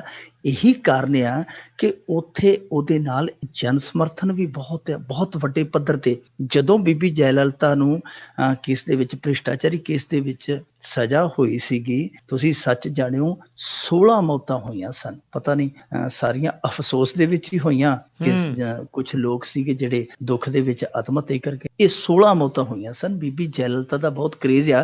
ਹੁਣ ਜਦੋਂ ਬੀਬੀ ਜੈ ਲਲਿਤਾ ਘਰੇ ਜਾਏਗੀ, ਉਹ ਹਵਨ ਮੇਰੇ ਖਿਆਲ ਦੇ ਨਾਲ ਉਦੋਂ ਦੁੱਗਣੇ ਤਿੱਗਣੇ ਹੋਰ ਹੋਣਗੇ, ਉਹ ਸ਼ੁਕਰਾਨੇ ਦੇ ਹੋ ਜਾਣਗੇ। ਜੀ ਜੀ। ਤੇ ਅੱਗੇ ਆਪਾਂ ਵਧੀਆ, ਯੂਨੀਸੈਫ ਨਹੀਂ ਦਿੱਲੀ ਦੇ ਹਵਾਲੇ ਨਾਲ ਦਿੱਤੀ ਦੁਨੀਆ ਨੂੰ ਚੇਤਾਵਨੀ। ਜੀ, ਯੂਨੀਸੈਫ ਜਿਹੜੀ ਬੱਚਿਆਂ ਵਾਲੀ ਏਜੰਸੀ ਹੈ, ਸੰਯੁਕਤ ਰਾਸ਼ਟਰ ਦੀ UN, ਜੀ, ਉਹ ਬੱਚਿਆਂ ਦੇ ਪ੍ਰੋਗਰਾਮ ਦੇਖਦੀ, ਬੱਚਿਆਂ ਨਾਲ ਜੁੜੀਆਂ ਸਮੱਸਿਆਵਾਂ ਦੇਖਦੀ ਹੈ। ਯੂਨੀਸੈਫ ਨੇ ਚੇਤਾਇਆ ਹੈ ਪੂਰੇ ਵਿਸ਼ਵ ਨੂੰ ਕਿ ਜਿਸ ਤਰੀਕੇ ਦੇ ਨਾਲ ਪਿਛਲੇ ਦਿਨ ਹੀ ਘਰਾ ਵੇਖਿਆ ਦਿੱਲੀ ਦੇ ਵਿੱਚ, ਇਸ ਤਰ੍ਹਾਂ ਦਾ ਦਿੱਲੀ ਦੇ ਵਿੱਚ ਵਰਤਾਰਾ ਆਮ ਹੋ ਸਕਦਾ ਹੈ ਭਵਿੱਖ ਦੇ ਵਿੱਚ। ਜਿਹੜਾ ਨੇੜਲਾ ਭਵਿੱਖ ਆ ਉਹਦੇ ਵਿੱਚ ਇਸ ਤਰ੍ਹਾਂ ਦੇ ਧੰਦੂਘਾਰੇ ਆ ਜਿਹੜੇ ਦਿੱਲੀ 'ਚ ਆਮ ਵੇਖਣ ਨੂੰ ਮਿਲਣਗੇ, ਜਿਹੜੇ ਕਿ ਪੂਰੇ ਵਿਸ਼ਵ ਲਈ, ਪੂਰੇ ਸੰਸਾਰ ਲਈ ਇੱਕ ਚੇਤਾਵਨੀ ਆ। ਉਹਨਾਂ ਨੇ ਇੱਥੋਂ ਤੱਕ ਕਿਹਾ ਕਿ ਜਿਹੜੀ ਆਮ ਹੁੰਦੀ ਹੈ, ਜਿਹੜੀ ਹਵਾ ਦੂਸ਼ਿਤ ਹੋਣਾ, ਉਹਦੇ ਵਿੱਚ ਜਿਹੜੇ ਕਣ ਹੁੰਦੇ ਆ 999 ਮਾਈਕਰੋਗ੍ਰਾਮ ਪਾਰਟੀਕੂਲੇਟ ਮੈਟਰ ਜਿਹਨੂੰ ਕਹਿ ਦਿੰਦੇ ਆ, ਕਿ ਉਹ ਤੈਅ ਸੀਮਾ ਤੋਂ 15 ਤੋਂ 16 ਗੁਣਾ ਜ਼ਿਆਦਾ ਹੈ ਦਿੱਲੀ ਦੇ ਵਿੱਚ। ਇਸ ਕਰਕੇ ਇੱਥੋਂ ਦੇ ਬੱਚਿਆਂ ਲਈ ਤੇ ਇਹ ਬਹੁਤ ਮੁਸ਼ਕਿਲ ਕੰਮ ਆ, ਇੱਥੇ ਜ਼ਿੰਦਗੀ ਨੂੰ ਸੁਚੱਜੇ ਢੰਗ ਦੇ ਨਾਲ ਜ਼ਿੰਦਗੀ ਨੂੰ ਖੁੱਲ੍ਹ ਕੇ ਜਿਉਣਾ। ਕਿਉਂਕਿ ਉਹ ਕਹਿੰਦੇ ਆ ਕਿ ਇੱਕ ਸਾਲ ਦੇ ਵਿੱਚ ਤਕਰੀਬਨ 10 ਲੱਖ ਬੱਚਿਆਂ ਦੀ ਮੌਤ ਹੁੰਦੀ ਹੈ ਨਮੂਨੀਆ ਦੇ ਨਾਲ। ਹੂੰ ਤੇ ਉਹ ਨਮੂਨੀਆ ਜਿਹੜਾ ਉਹ ਜ਼ਿਆਦਾਤਰ ਪ੍ਰਦੂਸ਼ਿਤ ਹਵਾ ਦੇ ਨਾਲ ਹੁੰਦਾ ਤੇ ਉਹ ਕਹਿੰਦੇ ਕਿ ਇਸ ਕਰਕੇ ਇੱਥੋਂ ਦੇ ਬੱਚੇ ਜਿਹੜੇ ਤਕਰੀਬਨ 40-45 ਲੱਖ ਬੱਚੇ ਆ ਦਿੱਲੀ ਦੇ ਜਿਹੜੇ ਸਕੂਲਾਂ 'ਚ ਪੜ੍ਹਦੇ ਆ ਤੇ ਉਹ ਕਹਿੰਦੇ ਕਿ ਠੀਕ ਹੈ ਤੁਸੀਂ 2-3 ਦਿਨ ਉਹਨਾਂ ਦੇ ਸਕੂਲ ਬੰਦ ਕਰ ਦਿੱਤੇ ਪਰ ਇਸ ਤਰ੍ਹਾਂ ਕਿਤੇ ਗੱਲ ਨਹੀਂ ਬਣਨੀ ਕਿਉਂਕਿ ਇੱਥੇ ਹਵਾ ਬਹੁਤ ਜ਼ਹਿਰੀ ਹੋ ਚੁੱਕੀ ਹੈ। ਉਹਨਾਂ ਨੇ ਲਖਨਊ ਵਰਗੇ ਸ਼ਹਿਰਾਂ ਦਾ ਵੀ ਕਿਹਾ, ਉਹਨਾਂ ਨੇ ਕਿਹਾ ਕਿ ਉੱਥੇ ਵੀ ਹਾਲਤ ਹੈ ਜਿਹੜੇ ਉਹ ਬਦਤਰ ਹੁੰਦੇ ਜਾਂਦੇ ਆ, ਜਿਵੇਂ ਵਾਰਾਣਸੀ ਵੀ ਹੈ ਇਹਦੇ ਵਿੱਚ ਸ਼ਾਮਲ, ਲਖਨਊ ਹੈ, ਹੋਰ ਵੀ ਸਾਡੇ ਸ਼ਹਿਰ ਨੇ, ਅੰਮ੍ਰਿਤਸਰ ਵੀ ਸਾਡਾ ਸ਼ਹਿਰ ਹੈ ਜਿਹੜਾ ਪ੍ਰਦੂਸ਼ਿਤ ਸ਼ਹਿਰਾਂ ਚ ਆਈ ਜਾਂਦਾ, ਲੁਧਿਆਣਾ ਵੀ ਹੈ ਸਾਡਾ। ਉਹ ਕਹਿੰਦੇ ਕਿ ਉਹ ਸ਼ਹਿਰ ਵੀ ਹੈ ਜਿਹੜੇ ਉਹ ਤੇਜ਼ੀ ਦੇ ਨਾਲ ਜਿਵੇਂ ਇੱਥੇ ਦਿੱਲੀ ਬਾਰੇ ਇੱਕ ਸ਼ਬਦ ਵਰਤਿਆ ਜਾਂਦਾ ਕਿ ਗੈਸ ਦਾ ਚੈਂਬਰ ਬਣ ਚੁੱਕੀ ਹੈ, ਤਾਂ ਇਹ ਸਾਡੇ ਹੋਰ ਵੀ ਸ਼ਹਿਰ ਹੈ ਜਿਹੜੇ ਉਹ ਗੈਸ ਦੇ ਚੈਂਬਰ ਬਣਨ ਵੱਲ ਵੱਧਦੇ ਪਏ ਆ। ਇਹ ਹੁਣ ਸੋਚਣ ਦੀ ਗੱਲ ਆ ਕਿ ਦੇਖੋ ਯੂਨੀਸੈਫ ਨੇ ਜਿਹੜੀ ਰਿਪੋਰਟ ਦਿੱਤੀ ਹੈ ਉਹ ਕੋਈ 2 ਦਿਨਾਂ ਦੀ ਨਹੀਂ ਦਿੱਤੀ, 1 ਦਿਨ ਦੀ ਨਹੀਂ ਦਿੱਤੀ, 10 ਦਿਨਾਂ ਦੀ ਨਹੀਂ ਦਿੱਤੀ ਕਿ ਜਦੋਂ ਪਰਾਲੀ ਸਾੜਦੇ ਉਦੋਂ ਹੀ ਇਹ ਕੁਝ ਵਾਪਰਦਾ। ਯੂਨੀਸੈਫ ਨੇ ਇਹ ਰਿਪੋਰਟ ਦਿੱਤੀ ਹੈ ਓਵਰਆਲ। ਤਾਂ ਸਾਨੂੰ ਸਮਝਣਾ ਪਵੇਗਾ ਕਿ ਦਿੱਲੀ ਕਿੰਨਾ ਦੂਸ਼ਿਤ ਸ਼ਹਿਰ ਬਣ ਚੁੱਕਾ ਹੈ। ਦਿੱਲੀ ਕਿਉਂ, ਇਸ ਦੇਸ਼ ਦਾ ਬਹੁਤ ਵੱਡਾ ਹਿੱਸਾ ਜਿਹੜਾ ਉਹ ਕਿੰਨਾ ਦੂਸ਼ਿਤ ਹੋ ਚੁੱਕਾ ਹੈ। ਇਸ ਪਾਸੇ ਸਿਆਸਤ ਕਰਨ ਦੀ ਬਜਾਏ ਧਿਆਨ ਦੇਣ ਦੀ ਲੋੜ ਆ, ਨਹੀਂ ਤੇ ਫਿਰ ਜਿਵੇਂ ਹਾਈ ਕੋਰਟ ਨੇ ਕਿਹਾ ਸੀ ਗੈਸ ਦਾ ਚੈਂਬਰ, ਤੇ ਫਿਰ ਸਾਰਾ ਮੁਲਕ ਹੀ ਗੈਸ ਦਾ ਚੈਂਬਰ ਬਣ ਕੇ ਰਹਿ ਜਾਏਗਾ। এনवायरमेंट ਵੱਲ ਸੋਚਣ ਲਈ ਤੁਰਨਾ ਚਾਹੀਦਾ। ਜੀ ਜੀ ਜੀ ਅਗਲੀ ਜਿਹੜੇ ਜੇ ਆਪਾਂ ਗੱਲ ਕਰੀਏ ਗੁਰੂ ਨਾਨਕ ਦੇਵ ਜੀ ਦੇ ਪ੍ਰਕਾਸ਼ ਦਿਹਾੜੇ ਨੂੰ ਮਨਾਉਣ ਦੇ ਲਈ ਜਥਾ ਪਾਕਿਸਤਾਨ ਰਵਾਨਾ। ਕਿਰਪਾਲ ਸਿੰਘ ਬਡੂੰਗਰ ਨੂੰ ਪਹਿਲੀ ਵਧਾਈ ਦੇਣੀ ਚਾਹੀਦੀ ਹੈ ਹੂੰ ਕਿਉਂਕਿ ਮੰਨਿਆ ਜਾ ਰਿਹਾ ਸੀ ਕਿ ਜਿਸ ਤਰ੍ਹਾਂ ਦੇ ਰਿਸ਼ਤੇ ਬਣੇ ਪਏ ਆ ਭਾਰਤ ਅਤੇ ਪਾਕਿਸਤਾਨ ਦੇ, ਉਸ ਕੁੜਤਨ ਦੇ ਵਿੱਚ, ਉਸ ਕੁਰਕਤਾ ਦੇ ਵਿੱਚ ਇਹ ਜਥੇ ਜਿਹੜੇ ਐਤਕੀ ਨਹੀਂ ਜਾਣਗੇ। ਪਰ ਬਡੂੰਗਰ ਸਾਹਿਬ ਨੇ ਨਿੱਜੀ ਦਿਲਚਸਪੀ ਲਈ ਕਿ ਨਹੀਂ, ਇਹ ਰਵਾਇਤ ਹੈ ਜਿਹੜੀ ਤੋੜੀ ਨਹੀਂ ਜਾਣੀ ਚਾਹੀਦੀ ਤੇ ਉਹਨਾਂ ਦੀ ਵੀ ਸਿਫਤ ਕਰਨੀ ਚਾਹੀਦੀ ਪਾਕਿਸਤਾਨ ਵਾਲਿਆਂ ਦੇ। ਉਹਨਾਂ ਖੁੱਲ੍ਹ ਦਿਲੀ ਦੇ ਨਾਲ ਵੀਜ਼ੇ ਦਿੱਤੇ, 3000 ਵੀਜ਼ਾ ਭੇਜਿਆ ਇਹਨਾਂ ਨੇ, ਇਹਦੇ ਚ 1200 ਤੇ ਮੇਰੇ ਖਿਆਲ ਦੇ ਨਾਲ ਇਹਨਾਂ ਦੇ ਆਪਦੇ ਸੀ ਕਮੇਟੀ ਵਾਲੇ ਸ਼ਰਧਾਲੂ, ਬਾਕੀ 1800 ਆਮ ਸ਼ਰਧਾਲੂਆਂ ਲਈ ਉਹਨਾਂ ਨੇ ਵੀਜ਼ਾ ਘੱਲਿਆ। ਤੇ ਉਹ ਜਿਹੜੇ 3000 ਵੀਜ਼ੇ ਆਏ ਉਹਨਾਂ ਚੋਂ 500 ਸ਼ਰਧਾਲੂ ਆ ਜਿਹੜੇ ਨਹੀਂ ਜਾ ਸਕੇ ਕਿਉਂਕਿ ਉਹਦੀ ਵਜ੍ਹਾ ਬਣ ਗਏ ਖੁੱਲੇ ਨੋਟ, ਕਰਾਂਸੀ ਦੀ ਸਮੱਸਿਆ ਬਣ ਗਈ। 500 ਦੇ ਕਰੀਬ ਸ਼ਰਧਾਲੂ ਜਿਹੜਾ ਨਹੀਂ ਜਾ ਸਕਿਆ। ਵੀਜ਼ੇ 3000 ਆਏ, ਜਾਨੀ ਪਹਿਲੀ ਦਫਾ ਹੋਏਗਾ ਕਿ ਵੀਜ਼ੇ ਵੱਧ ਗਏ, ਸ਼ਰਧਾਲੂ ਘਟ ਗਏ। ਉਹਦਾ ਇੱਕ ਕਾਰਨ ਇਹ ਹੈ ਕਿ ਖੁੱਲੇ ਪੈਸੇ ਆ ਜਿਹੜੇ ਕਿਤੇ ਨਾ ਕਿਤੇ ਉਹ ਸਮੱਸਿਆ ਬਣ ਗਏ। ਹੁਣ ਫਿਰ ਵੀ ਜਿਹੜੇ ਇਹ 2500 ਸ਼ਰਧਾਲੂ ਜਾ ਰਹੇ ਆ ਉਹਨਾਂ ਲਈ ਅਸੀਂ ਸ਼ੁਭ ਕਾਮਨਾ ਦਈਏ, ਕਿਰਪਾਲ ਸਿੰਘ ਬਡੂੰਗਰ ਨੂੰ ਵਧਾਈ ਦਈਏ, ਪਾਕਿਸਤਾਨ ਵਾਲਿਆਂ ਦਾ ਵੀ ਸ਼ੁਕਰੀਆ ਕਰੀਏ। ਸਾਡੀ ਇੱਥੋਂ ਦੀ ਜਿਹੜੀ ਕੇਂਦਰ ਸਰਕਾਰ ਹੈ ਜਿਹਨੇ ਇਜਾਜ਼ਤ ਦਿੱਤੀ ਹੈ ਕਿ ਭਾਈ ਤੁਸੀਂ ਆਪਣੀ ਜਿਹੜੀ ਆਸਥਾ ਹੈ, ਆਪਣੀ ਜਿਹੜੀ ਸ਼ਰਧਾ ਹੈ ਉਹਨੂੰ ਕਾਇਮ ਰੱਖੋ ਤੇ ਤੁਸੀਂ ਬਾਬੇ ਨਾਨਕ ਨੂੰ, ਜਗਤ ਗੁਰੂ ਨੂੰ ਸਿਜਦਾ ਕਰਕੇ ਆਓ। ਇਹਨਾਂ ਸਾਰਿਆਂ ਲਈ ਅਸੀਂ ਸ਼ੁਕਰਾਨ ਕਰੀਏ ਤੇ ਨਾਲੇ ਜਿਹੜਾ ਜਥਾ ਚੱਲਿਆ ਉਹਨਾਂ ਲਈ ਕਾਮਨਾ ਕਰੀਏ, ਦੁਆ ਇਹ ਕਰੀਏ ਕਿ ਅਮਨ ਅਮਾਨ ਹੋ ਜੇ ਦੋਨਾਂ ਸਰਹੱਦਾਂ ਤੇ ਇਸੇ ਤਰ੍ਹਾਂ ਜਥੇ ਜਾਂਦੇ ਰਹਿਣ, ਇਸੇ ਤਰ੍ਹਾਂ ਜਥੇ ਆਉਂਦੇ ਰਹਿਣ। ਪਰ ਮਸਲਾ ਇਹ ਹੈ ਰਾਜ ਕਰਨਵੀਰ ਸਿੰਘ ਜੀ, ਸਾਡਾ ਮੁਲਕ ਆਜ਼ਾਦ ਹੋਇਆ 1947 ਜੀ। 15 ਅਗਸਤ ਤੋਂ ਪਹਿਲਾਂ ਅਸੀਂ ਇੱਕ ਸਾਂ, ਇੱਕੋ ਸਾਡੀ ਜੁਗਨੀ ਸੀ, ਇੱਕੋ ਮਾਹੀਆ ਸੀ, ਇੱਕੋ ਟੋਲਾ ਸੀ, ਸਾਰਾ ਸਾਡਾ ਪੰਜਾਬ, ਦੋਨੇ ਪੰਜਾਬਾਂ ਦਾ ਇੱਕੋ ਹੀ ਕੁਝ ਸੀ। ਹਾਲੇ ਵੀ ਸਾਡੀ ਬੋਲੀ ਇੱਕ ਹੈ, ਸਾਡੀਆਂ ਰਹੁ ਰੀਤਾਂ ਇੱਕ ਆ, ਸਾਡਾ ਸੱਭਿਆਚਾਰ ਤਕਰੀਬਨ ਇੱਕ ਆ, ਸੱਸੀ ਪੁੰਨੂ ਹੀਰ ਰਾਂਝਾ ਬਹੁਤ ਕੁਝ ਸਾਡਾ ਸਾਂਝਾ ਹੈ। ਇਸ ਸਾਂਝੇਪਣ ਦੇ ਵਿੱਚ ਕੁਝ ਲੋਕ ਉਹ ਵੀ ਆ ਜਿਹੜੇ ਬਹੁਤ ਜ਼ਿਆਦਾ ਇਸ ਸਮੇਂ ਕਲਪਦੇ ਆ। ਕੌਣ ਲੋਕ ਆ? ਜਿਹੜੇ 47 ਤੋਂ ਪਹਿਲਾਂ ਉਜੜ ਕੇ ਆਏ ਸਨ। ਕੋਈ 8 ਸਾਲਾਂ ਦਾ ਸੀ, ਕੋਈ 7 ਸਾਲਾਂ ਦਾ ਸੀ, ਕੋਈ 10 ਸਾਲਾਂ ਦਾ ਸੀ, ਕੋਈ 15 ਸਾਲਾਂ ਦਾ ਸੀ। ਅੱਜ ਉਹ ਉਮਰ ਦੇ ਆਖਰੀ ਗੇੜ ਤੇ ਆ ਜਿਹੜੇ ਬਚੇ ਆ। ਤਾਂ ਮੇਰੇ ਖਿਆਲ ਦੇ ਨਾਲ ਉਹਨਾਂ ਲਈ ਵੀ ਕੋਈ ਇਹੋ ਜਿਹੀ ਯੋਜਨਾ ਦੋ ਮੁਲਕ ਸਾਂਝੇ ਰੂਪ ਦੇ ਵਿੱਚ ਕੋਈ ਕਰਨ ਕਿ ਜਿਹੜੇ ਉਹ ਆਪਣੀ ਉਹ ਜੰਮਣ ਭੋਏ ਨੂੰ ਵੇਖਣ ਲਈ ਤਰਸਦੇ ਜ਼ਿੰਦਗੀ ਦੇ ਆਖਰੀ ਪੜਾਅ ਤੇ ਆ ਗਿਆ। ਜਾਂਦੇ ਸਮੇਂ ਉਹ ਵੀ ਆਪਣੀ ਉਸ ਜੰਮਣ ਭੋਏ ਨੂੰ ਸਿਜਦਾ ਕਰਾਉਣ। ਜੀ ਜੀ। ਤੇ ਜਾਂਦੇ ਗੱਲ ਕਰ ਲਈਏ ਆਪਾਂ ਮਿੰਟੂ ਜੀ ਵੀ, ਆਮ ਆਦਮੀ ਪਾਰਟੀ ਵੱਲੋਂ ਚੌਥੀ ਸੂਚੀ ਜਾਰੀ। ਜੀ ਇਹ ਬਿਲਕੁਲ ਹੁਣ ਦੇਰ ਸ਼ਾਮੀ ਇਹ ਸੂਚੀ ਜਾਰੀ ਕੀਤੀ ਹੈ ਜਿਹਦੇ ਵਿੱਚ ਇਹਨਾਂ ਨੇ 18 ਕੈਂਡੀਡੇਟ ਐਲਾਨੇ। ਪਹਿਲਾਂ ਇਹ ਸੂਚੀ ਇਹਨਾਂ ਨੇ 25 ਦੀ ਕਰਨੀ ਸੀ, ਪਰ ਕਿਉਂਕਿ ਸੂਚੀ ਮੁੜ ਕੇ ਕਸੂਤੀ ਹੋ ਜਾਂਦੀ ਹੈ ਕਈ ਵਾਰੀ, ਇਸ ਕਰਕੇ ਇਹਨਾਂ ਨੇ ਸੋਚ ਕੇ 18 ਕੁੱਤੇ ਆ। 18 ਦੇ ਵਿੱਚ ਵੀ ਜੇ ਪੁਆੜਿਆਂ ਦੀ ਗੱਲ ਕਰੀਏ ਤੇ 2-3 ਪੁਆੜੇ ਹੱਥੀ ਹੈਗੇ ਆ ਜਿਨ੍ਹਾਂ ਤੇ ਰੌਲਾ ਪੈ ਸਕਦਾ। ਇੱਕ ਤੇ ਜਨਾਬ ਖੰਨੇ ਤੋਂ ਹੋ ਗਏ ਆ ਅਨਿਲ ਦੱਤ ਫੱਲੀ, ਇਹਨਾਂ ਬਾਰੇ ਤੁਸੀਂ ਜਾਣਦੇ ਹੋਣੇ। ਇਹ ਅਨਿਲ ਜੋਸ਼ੀ ਦਾ ਸਕਾ ਮਸੇਰ ਆ।